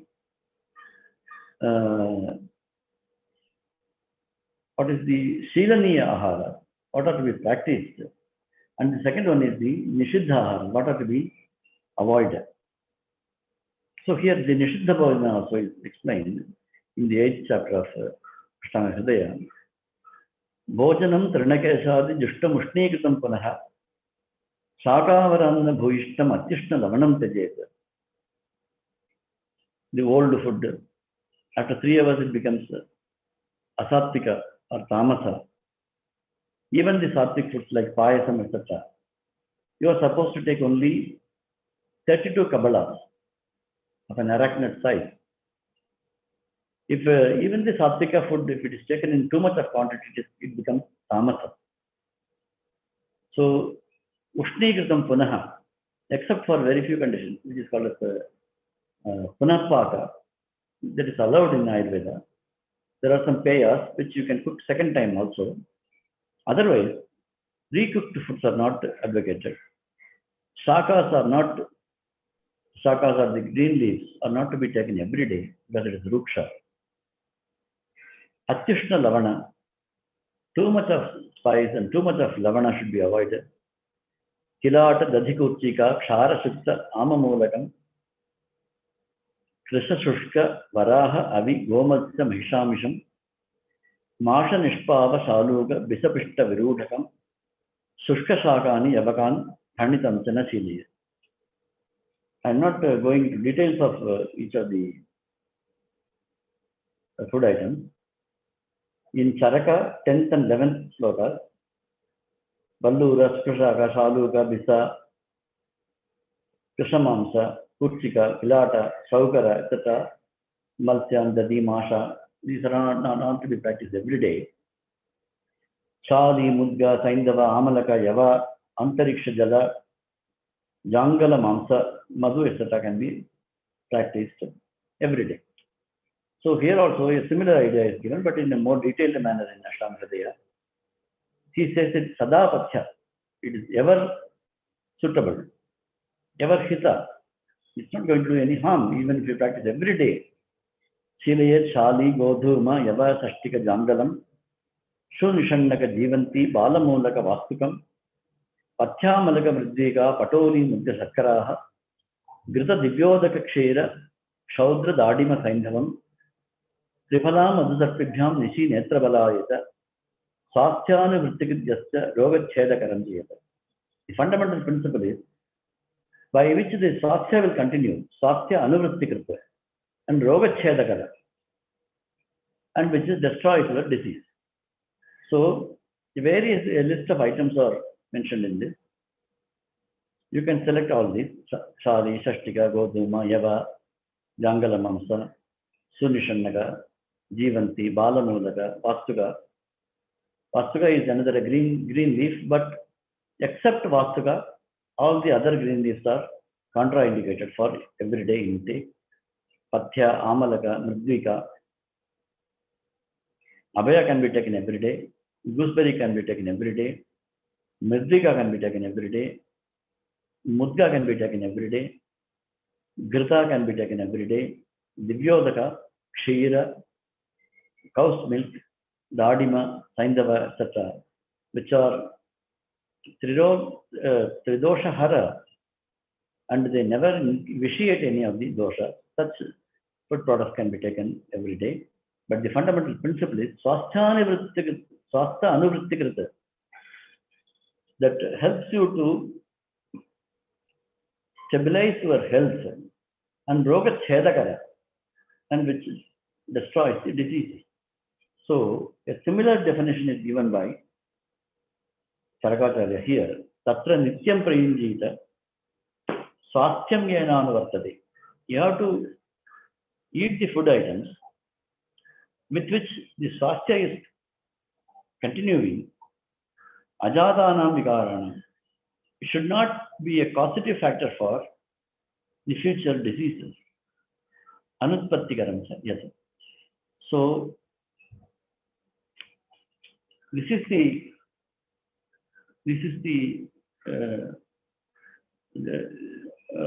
broad canvas in which we can understand Charaka Samhita. Fundamentally, I will again come to a fundamental principle. There are 4 types of yogas: Hina Yoga, Ati Yoga, Mithya Yoga, and Samyak Yoga.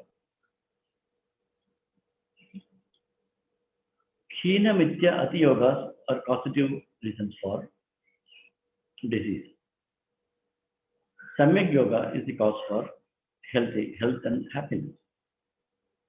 So, Hina, Mithya Yogas should be avoided in karma, in kala, as well as in the indriya. In whatever we see, whatever we hear, whatever we do with hands, karmendriyas or jnanendriyas. Hina Mithya Yogas are to be avoided. Hina Yoga means doing less. Ati Yoga means doing too much. Some people are there. When they fast for 7 days. When they eat for 7 days. 24 hours. Just like I traveled once in a train from Mumbai to Ahmedabad. The train started by 4:30. So there was a Gujarati family before me. I'm just generalizing. I'm just what I experienced. Immediately after getting into the train, there were some 5-6 people, people of all ages, young, small kids, young girls, old people, middle-aged people. It was a big family. And they had a lot of baskets. And immediately after getting into the train, once the train started moving, they started eating. They had cucumbers, they had namkeens, they had puppets, they had something else, they had fruits, omelets. So every item, it's a big hypermarket itself was within their basket. And then whenever a train stops, they will get some ice cream or something, whichever is available. Whatever snacks that goes on the way, they will buy. Until 11 o'clock, they were going on eating.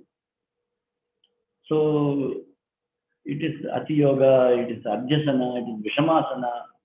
All kinds of Mithya Yoga is being practiced just for the sake of pleasure. I don't have to say how after a middle age the Gujaratis look, especially women. So the Hina Yoga means you will find a lot of examples who are practicing naturopathy. Too much of fasting and too much of resistance to eating. There are a lot of even in West also there are a lot of people who practice veganism, who eat only fruits. Some of them are available here also, who are very irritable. The sattvic quality you will not find in them, even after eating vegetarian food or only vegetables, uncooked foods. So that becomes a kind of a Mithya Yoga as well as the Hina Yoga. Ati Yoga, So wrong practice, eating less and eating more. These three are to be considered as incorrect. Hina Yoga, Mithya Yoga, and Ati Yoga. In eating, as well as in Karmendriyas and Jnanendriyas, as well as Kala, the timely eating. You skip food and sometimes eat too much. But no breakfast, double lunch, no lunch, double dinner. This kind of habits should be avoided. Samyak Yoga should be practiced. A proper eating is to be practiced. So that is the rule Bhagavadacharya or Charakacharya gives here. Tatra Nityam Pravinjita. This is the 13th verse. Swasthyam yenanu vartate ajatanam vikaranam anutpattikaram chayat. The swasthya should continue and it should not be a causative factor for future disease. This is the fundamental rule in which you have to arrange your food. So here afterwards, he is going into the next topic. Next topic is Anjana, Savviranjana Prayoga, Rasanjana Prayoga. That is from 15th sloka to some more slokas. These ideas are explained in Ashtanga Hridaya in a different chapter. It is called as the second chapter. It is the Dinacharya Adhyaya. So Charakacharya follows a different order.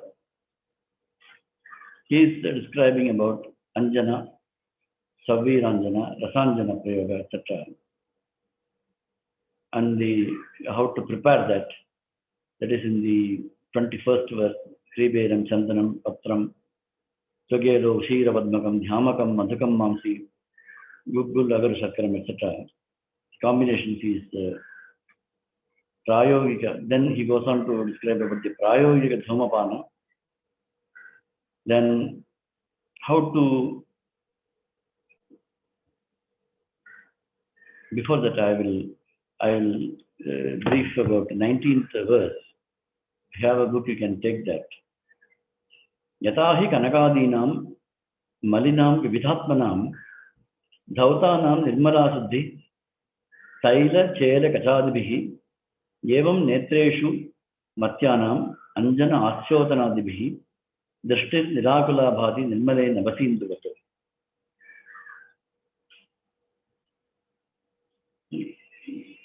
This is the additional point that Charaka gives. That's why I'm just reading this. When a metal or even a diamond or a crystal, when it is kept for a long time, even in a distilled water, that becomes slimy and dirty. Similarly, the gold becomes dull when you use it for a very long time due to the impurities that are gathered around the gold, even though it's a gold. So, but it has to be cleansed by oil, cloth, brush, etc. So, similarly, the eyes are to be cleansed by Anjana, Asyotana, etc., for which the Saviranjana and Rasanjana were told. And now he is describing about the Dhumapana. And he's in the 21st sloka, Kriberam Chandanam Patram Tagelo Shira Padmakam Dhyamakam Madhukam Mamsi Gugul Agaru Shakaram Nyagrodho Udumbra Shatta Plaksha Lodra Sachaha Subraha Subhaha Vanyam Sarjara Samustam Saidayam Kamalotpade Sriveshtam Sallagim etc. are told how to prepare a Dhuma Varti. There are two types of Dhuma, Snaihika and non-Snaihika, Ruksha. And when to use that, I will again give simple examples here. There are two kinds of smoke which you can use in a clinical practice. Generally, nowadays we are not using the Dhuma Yantra or anything. We are having a kind of a funnel. We are having a varti made by various dravyas. I will narrate two simple examples to this. A varti can be prepared. You can spread a cloth and apply ghee over that, and then apply simple turmeric powder over that, and then roll that, and then make it into a varti, and then burn it and use it through funnel. So this is a very simple method. There are very household methods like coffee powder can be used. The smoke you can smoke it once or twice, or you can put turmeric powder on a small piece of fire and then smoke it. So here the kala for Dhumapana, like Snatva, Bhuktva, this is the 34th verse, Snatva, Bhuktva, Samullikhya, Shutva, Dantan, Adrishtaja, Navana, Anjana, Nidraante, Jatmavan. A person who is using the Dhumapana should use it after bath, after meals, after vomiting or the Vamana Karma, after sneezing, after toothbrushing, after sniffing, after use of collyrium, and after sleep. Generally, we give Dhumapana after every Nasya to cleanse the Kapha or Utvesha of the Kapha. That's very useful. So nowadays, during the Corona period, keeping your nose as well as mouth by gargling has become very, very important. The Dhumapana also will be very useful, but if it is properly used. Charakacharya, even maybe 4,000 years before he wrote this, is telling about the harmful effects of smoke. Paran Vikalapayitya Annakaleshu Dhiman. Don't overuse it. Do it only twice every day. Then, according to Sneha and Rukshana, you have to be very discriminating. You have to help contain the Samsuddhir Laguttam Sarasakshama, Etheridanam Doshanam, Samyak Pita Selection. Samyak Pita Selection should be achieved, but not overdoing should not be done. Badidyam, Andhyam, Mukattam, Raktabittam, Surobramam, etc. are the side effects of Dhumapana. Virechana Dhumapana also is having a similar effect. So he is telling about Virechana Dhumapana. He is telling about how to take the Dhumapana, the Netra description, and so the next topic dealt was after Anjana was Dhumapana. Here I will narrate a contemporary knowledge that has to be shared with you.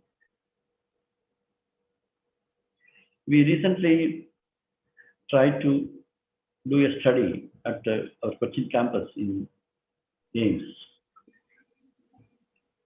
The topic was studying about comparing Dhumapana for sterilization of an operation theatre or something, or a small place. It was actually not accepted by the modern community. The smoke is harmful according to them. And we tried to find some papers, published papers. Strangely, nobody has written a detailed paper on smoke from Ayurveda. Actually, this is a very traditional practice. Even in temples, you have a lot of agarbatis. You have smokes, you have sambrani, and you have aparajita dhupa, etc. Gurukul dhupa. Some are dry, some are unsure. But strangely, what I'm trying to say is there were no papers available written in favor of smoke. How to do a proper method of smoking. Even for sterilization, you do it for some time and then open the windows, and by that the bacteria and other germs will be killed. Like that. We were not able to establish it properly. So we are trying to study it in a lab basis and then come up with some proofs so that an elaborate study on smoke can be done. But in Ayurveda also, it is told that dhuma is harmful. It is a cause for swasa. Rajo dhuma nile namagata ati himambana, like that. It is told it is a causative factor for swasa roga. Here, Charakacharya, when he describes the benefit of smoke, a proper smoking, he also says that atyupayoga should not be done. A proper usage, only to a limited level, twice or thrice you have to smoke and then stop. Otherwise, the atiyoga rogas will be there. He mentions a lot of diseases. Akalecha atipitasya dhumakurya dupadravan. Like that. So, the atyupayoga of dhupa is very clearly mentioned by Charakacharya. So this way, I try to cover Matrashiti Adhyaya, but it is a very long chapter, so cannot be covered in one day. So in this, the Anutaila Prayoga, how to prepare Anutaila, I will cover it as the last topic. There are some drugs mentioned. Darvikam, Madhuka Plavaguruvara, Brakha, Lotpala, it goes on like that in Ashtanga Hridaya. In Anutaila, the same combination is given in Charaka, but in a different verse is being told. Chandana agaruni patram darvi tang majukambalam prabhaundarikam sukshmailam vidangam vilvam utpalam kriberam abhayam vanyam tvang mustam sarivam sthiram jivantim prashniparnim cha suradaru satavarim harenu brihadim vyagrim surabhim padmakesaram. So these are the drugs. But in the preparation there is a difference. That is why I am trying to explain that particular process. Lot of sushka dravyas are taken and then a kashaya is made and then it is divided into 10 parts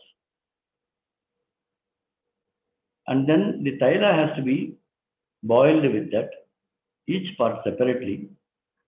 In the 10th part, goat's milk has to be added. And Mahagunam Shanti Anutaila method, it is told that has got a, and in this the Antariksha Jala or the rainwater, fresh rainwater should be used. All these are very, very important. The process has to be very slow. The kashaya has to be made into 10 parts and then each part has to be separately cooked. And then in the 10th part, the chagala paya, the goat's milk has to be added. And Antariksha Jala is to be used. And with this, if Nasa is done, it is Mahaguna.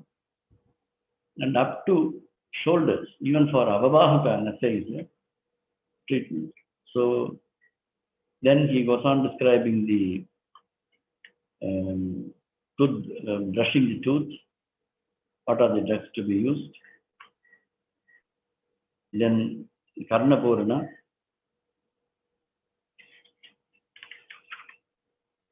So like that, I will read the slokas from Charaka Samhita itself. He himself comprehends. He himself briefs about what he has dealt in the chapter. So all those who are having books can take the books and see the 105th sloka. Matra dravyani matram cha samsritya gurulaghavam dravyanam garhitobhyaso yesham cha sasyate. So the first topic that was covered in this chapter was matra and some dravyas were mentioned. Gurulaghava of the dravyas were mentioned. Then garhita abhyasa, nishiddha bhojana was mentioned. Then yesham cha sasyate, anukula bhojana, shilaniya aharas were mentioned. Anjanam dhumavartischa trividha vartikalpana. The Savirandana, Rasanjana were mentioned. How to prepare a dhumavarti was mentioned. Trividha vartikalpana were mentioned. Dhumapana gunaha kalaha panamanam cha isyat. When the dhumapana has to be done, a mana or the quantity was mentioned. Vyapatti chinham. When it is overdone, what are the dangers? Dhumo yasham vigarhitaha. The contraindicated persons who are not to take the dhumapana was mentioned. Kveyo yatha yanmayam cha netram yasya tabditam. The netra or the instrument for dhumapana was mentioned. Nasya gunakarmaha. The benefits of nasya was mentioned. How to do the nasya karma was mentioned. Danta pavanam, how to brush your teeth was mentioned. Yadartham yani chasyena dharyani kavalagrahe. What are the things that are to be held in kavalagraha? It has now become very important. A simple kavalagraha is triphala kashaya. But he has mentioned different kavalagraha also here. Kavala, Gandusha, the different, how to do the kavala, etc. were described in this chapter. Tailasya ye gunaha dishtaha sirastaila gunasya. What are the benefits of abhyanga on the head? Karnadaila. What are the benefits of applying oil in the ears? Padabhyanga. What are the benefits of doing massage in the foot? Snane Vasati Sujjayata Saugandhya Ratnadharane. What are the benefits of taking bath? Deepanam, Drishyam, Ayushyam, Snanam, Ujjavadapadam, Kandu Mara, Samasveda, Tandratri, Daha Bapmaji, that was told in Ashtanga Hridaya. Similar slokas are told in Charaka. Why to wear clean clothes? All these are becoming very, very important during this Corona period. Saugandhe Ratnadharane, how to use the perfumes, how to do the Ratnadharana. Pada Chhatradharane, how to use the umbrella. What are the benefits of using different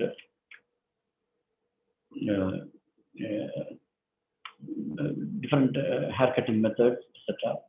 Nagachedana, etc. Nicha Loma Nakasmasru. You have to closely cut your hair frequently. Naka you have to cut frequently. Beards and mustache has to be trimmed always. So, how to use the chapels, footwear, how to use the chatra or the umbrella, etc. These are all the contents which are told in the Matrashitiya Adhyaya. So, for the past 2 hours, I had been only giving you hints about how to read the text and how not to neglect the contemporary knowledge, how to combine it with the other shastras. There are a lot of things related. I can speak more elaborately on food with the Bhagavad Gita. What are the sattvika, what are the rajasa, what are the tamasaharas, and what are the details. So we can go on elaborating this chapter, but considering the time, I think that I will explain only this much and leave it to your intellect and your understanding and your method of learning. So with these few words, I conclude my speech on Matrashitiya Adhyaya and Charakacharya. I am very honored and privileged to have been called to give a lecture. I offer it to the lotus feet of my Guru, Mavuthampathy Devi. This is also an offering to Krishnakumarji, who has helped in my life greatly. So, I don't know what is the next item in today's program. So, with these words, I conclude my speech. Thank you, sir. Thank you so much. Dear students, if anybody has any doubts, please raise your hand so that you can ask it to sir directly.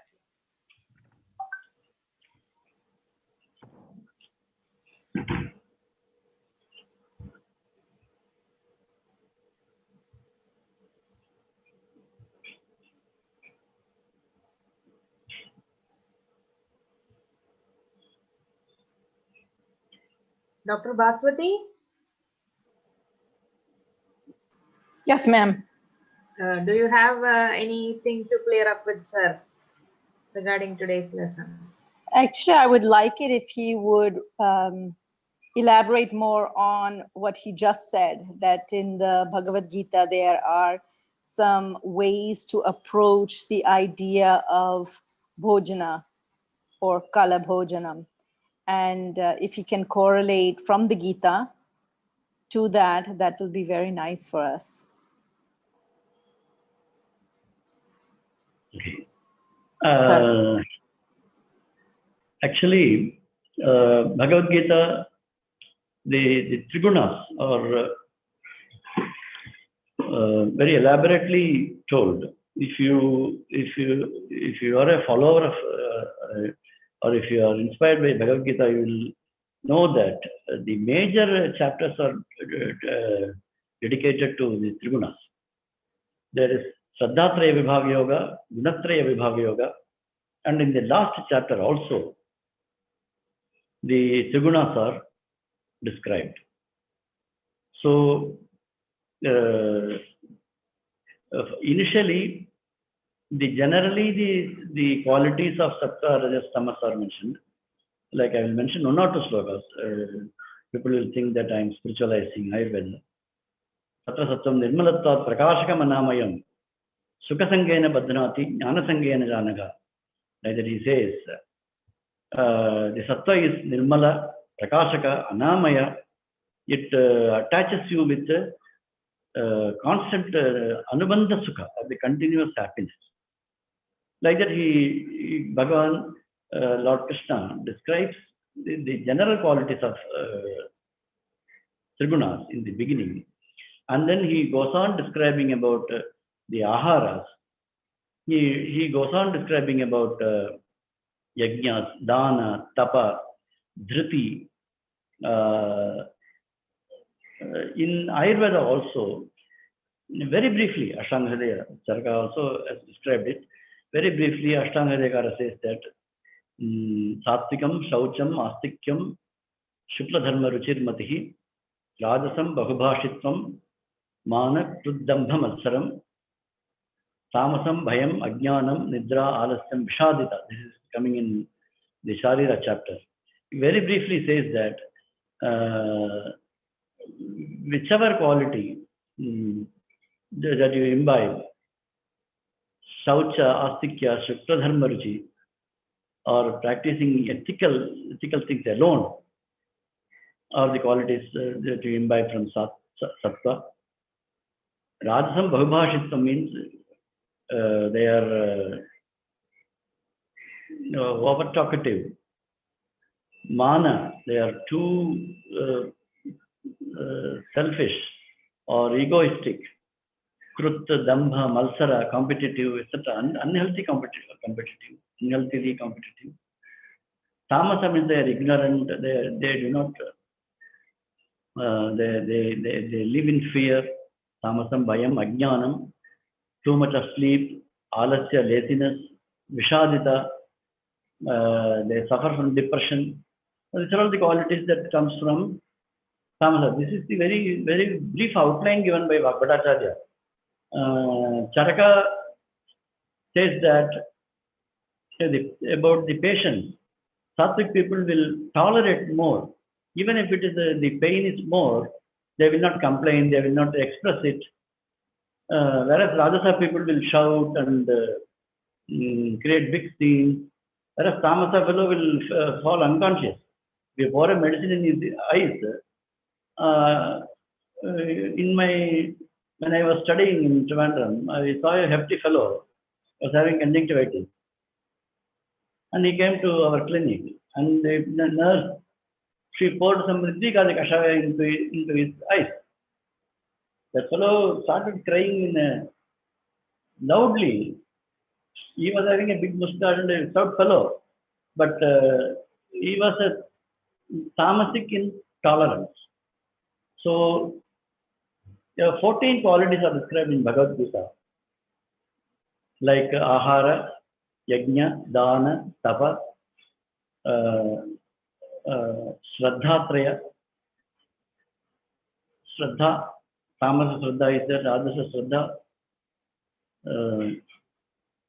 Sattvika Shraddha. And in the 18th chapter, again he goes on telling about Dhriti and Tapas. What are the types of tapas? So this way, in Gunatraya Vibhaga Yoga, in Shraddhatraya Vibhaga Yoga, and in 18th chapter, Sannyasa Yoga, Moksha Sannyasa Yoga, the Trigunas are very elaborately mentioned. So, I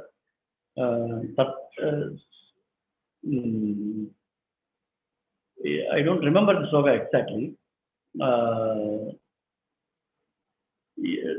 will tell about Rajasa. Katramula Lavanatyashna Tekshna Ruksha Vidahinaha Ahara Rajasa Cheshtaga Dukka Shokamaya Pradaha. It is told about the Tamasa food. Rasyahas, Digdahas, Tirahas, Hridyaha, Ahara, Satvikamataha. This is told for Satvika food. Yatayamam, Gatarasam, Puti, Parishitam Siyat, Uchishtam Abhi Chamedhyam, Bhojanam, Tamasa Priyam. after 3 hours, such strict rules are told in Bhagavad Gita. After 3 hours, any food becomes stale. Any food becomes tamasa. So you have to eat before 3 hours, or immediately after eating, immediately after cooking, you have to eat. So madhura-praya foods, lagu snigdha foods, lagu foods, which are cooked with a very conscious mind, ought to be considered as satvika food, whereas very spicy, hot, which stimulates your rajasic or emotional mind, which disturbs your emotions, ought to be considered as tamasa. The food which is very stale, which are very heavy, which are most of the non-vegetarian foods. Some of the vegetarian foods like onion, garlic, etc., are also to be considered as tamasa. So I think I have given an outline. Yeah. Sir, it's very nice that you just described what is very much the sattvic approach and where we should move toward. So our vision should be toward those things. But in fact, most of the patients that we get today are doing many of the opposite things, which you mentioned as tamas. And we need more concrete ways to counsel them, especially the young Vaidyas who themselves are subject to what their parents have taught them. For example, buying a huge refrigerator was a status symbol in the 1990s. So people would put it in their, their living room, their great room in the hall, so everyone can see they have a refrigerator, keeping a lot of things in frozen section. So that is obviously more than 3 hours old of foods. Then smoking, of course, you described. There are so many ahara practices, I can say, that are not only in Western world, but are in India and are a hallmark to being modern. And because I'm in the USA, when I am in India, people try to boast to me how modern they are by offering me those things which are very, very tamasic, thinking that this is the modern, the wealthy, the advanced way.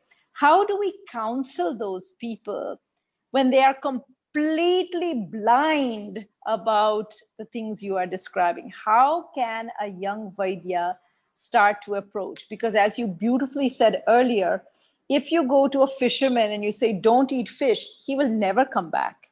How does a young Vaidya take the reality of the tamas in 2020 and begin to counsel them when they are absolutely close-minded, sir?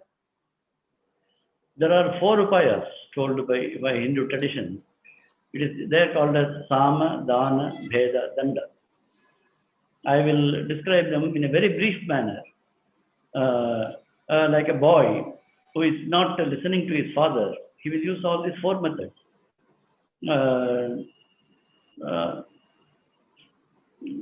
First, he will call him nicely. He will sing a song. Aveccha Krishna, like that. They will please come, Krishna, Govinda, like that he will call. That is Sama. Dana means Dasyami tava modakam. I will give you some beautiful modakas or sweets. So with that he will come to you. Then if that fellow does not come, turn to that call also. You say, Athava Anyasmin Dasyami. I will give it to your brother. It is called as Veda. Then he will think that my brother will get and I will not get. So he will come. If he does not yield to this method also, you say you take the rod and then punish him. So these are all the 4 methods. I am just briefing it in a very, very short manner. The benefits, actually we have to demonstrate it, taking them to a naturopathic hospital and then telling them the benefits that they enjoy by fasting, by limited eating. It is that is why I told many times during my speech that the aspect of food is nicely taken up by naturopathy than the Ayurvedic community. They are more accurate, and they are able to, they also say that the people are inspired, they will come for 10 days and fast and then reduce some 5 kilos. And then when they go back in 6 months, they put that 10 kilograms again.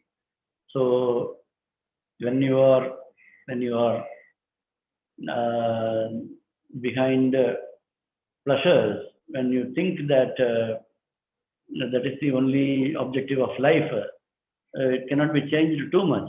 Especially in America, I think the work culture is also very much different.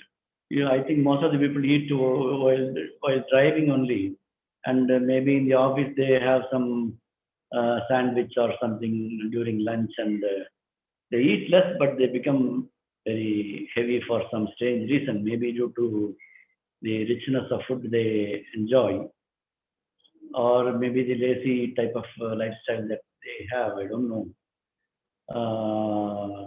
But these fundamental rules will not change for you or me if you are not having any physical work, and if you are having only mental work. Your physical body is not exactly made up for that. So it has to be convinced through all the methods. More physical work and less mental stress is the rule for modern day living. Why should you work in the night? I quoted the example of Dr. Sridharan, who has completed the Rameswaram Pamban Bridge, the Konkan railway work, which is having hundreds of bridges and too many complicated engineering work. And he has completed the metro work in Cochin.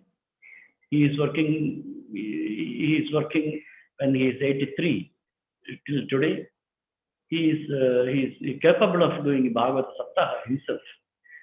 So when you are dedicated, I think he can be taken as the best example of a combination of science and spirituality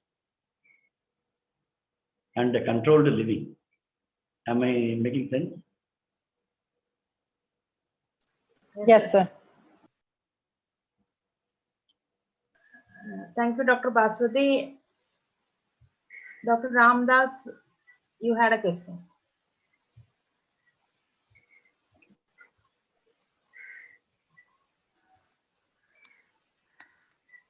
Namaskar. Namaskar. Namaskar. I just quoted that the Trigunas are very important part for explaining the physical world, because in Sutraasthana Samhita, first chapter, second chapter, it is dealing with purely the Sankhya Darshana with the 25 principles, giving importance to Ahankara, as well as Vagbhada also is explaining. So spirituality cannot be separated from the material world. If you wanted to explain the material world, you must adopt the Triguna methodology only. Even Tridosha or anything, that which can be explained through Triguna. Sattvam Prakashakam, like this quotations is used by Susruta also, even though it is a surgical science. So spirituality cannot be separated. That is why Ayurveda is also a science with maximum importance to Sadvrta and spirituality. That is my view after reading the textbook, what I found. Can you give a little more elaboration on the Trigunas from Susruta? Because the Prakritis are told in Susruta. No, sir. First chapter and second chapter, he is explaining. Now, textbook is not there with me. I read yesterday for reading just one. And that one complete Sankhya Karika with 25 principles, perfectly he has explained. He speaks about Ahankara, Buddhi, everything is explained in first two chapters. Very clearly. No, moreover, I missed that point. There are Prakritis according to Sattva. No, sir. Prakriti is at the last fourth chapter. Sharirasthana, fourth chapter, last he is speaking about Prakriti. But in the first and second chapter, he is dealing with 25 principles which are explained in Sankhya Darshana, Sankhya Karika. Yeah. Yesterday, day before yesterday, I read 3-4 chapters. In that one, it is very beautifully explained. And purely Sankhya Darshana is explained in that one. Buddhi, Ahankara, everything is explained as such told in Sankhya Karika. Yeah. We have to do more reading on all our texts. Yes, sir. Yes, sir. Very important. Even it is a surgical science, they mention about Sankhya Karika, 25 principles, because Sankhya Karika is written purely for Adi Bhaudika and Adi Daidika, the Dukkhatraya Nivarana. So that principle is accepted by Susruta, means certainly Trigunas are having very important role in explaining the health and the other factors, physical factors also. Just That's an very, very opinion, that's all. important. Yes, sir. In Bhagavad Gita, the concluding chapters are dealing only the Trigunas. So that is very, very important. They are like monitors of our life, so that we have to aspire to become sattvic and then to achieve higher purposes of life. So Yes, sir. Yes.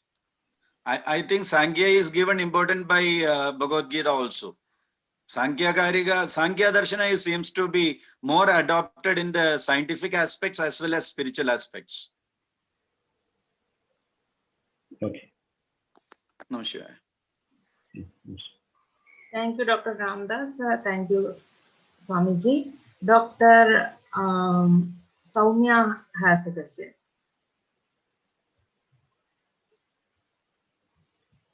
Dr. Soumya?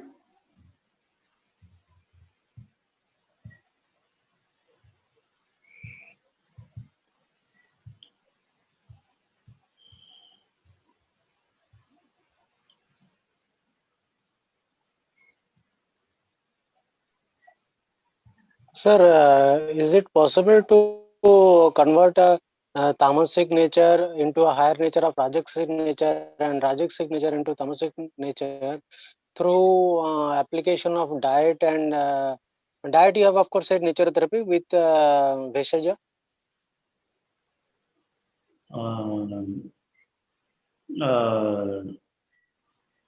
Definitely, transformation by an adhama into a madhyama into uttama into uttamottama becomes jivan mukta. That is the very purpose of learning itself. Vidyaya amritam ashnute, it is told. Immortality is the highest purpose of learning, but the tamasic person can certainly become rajasa by activity. All the asya sukha, sapna sukha, etc. are not entertained by Ayurveda also, but medicines alone are not enough.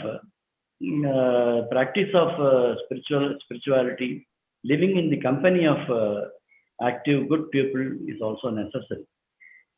So there should be an ambience. Just by admitting some person into the hospital and giving some medicines alone, we cannot make one sattvic. That is very difficult. Sattvic food alone is not enough, but sattvic activities are also to be combined. Am I clear? Yes, sir. Yes. Thank you, sir. I think the doubts, the students are actually fine with the class today, and they have no more things to clarify. Okay. We can close. Thank you, sir. We are empowered by your memories of your Gurukulam education. We learned a lot about importance of Prakarana and Purva Parabandha of chapters of Charaka Samhita, and your insights about the current lifestyle and habits along with Matashiti. Your teaching style is captivating and interesting. Thank you, sir, for being with us. We were honored to have you. We look forward to more lessons from you in the future. Thank you, sir.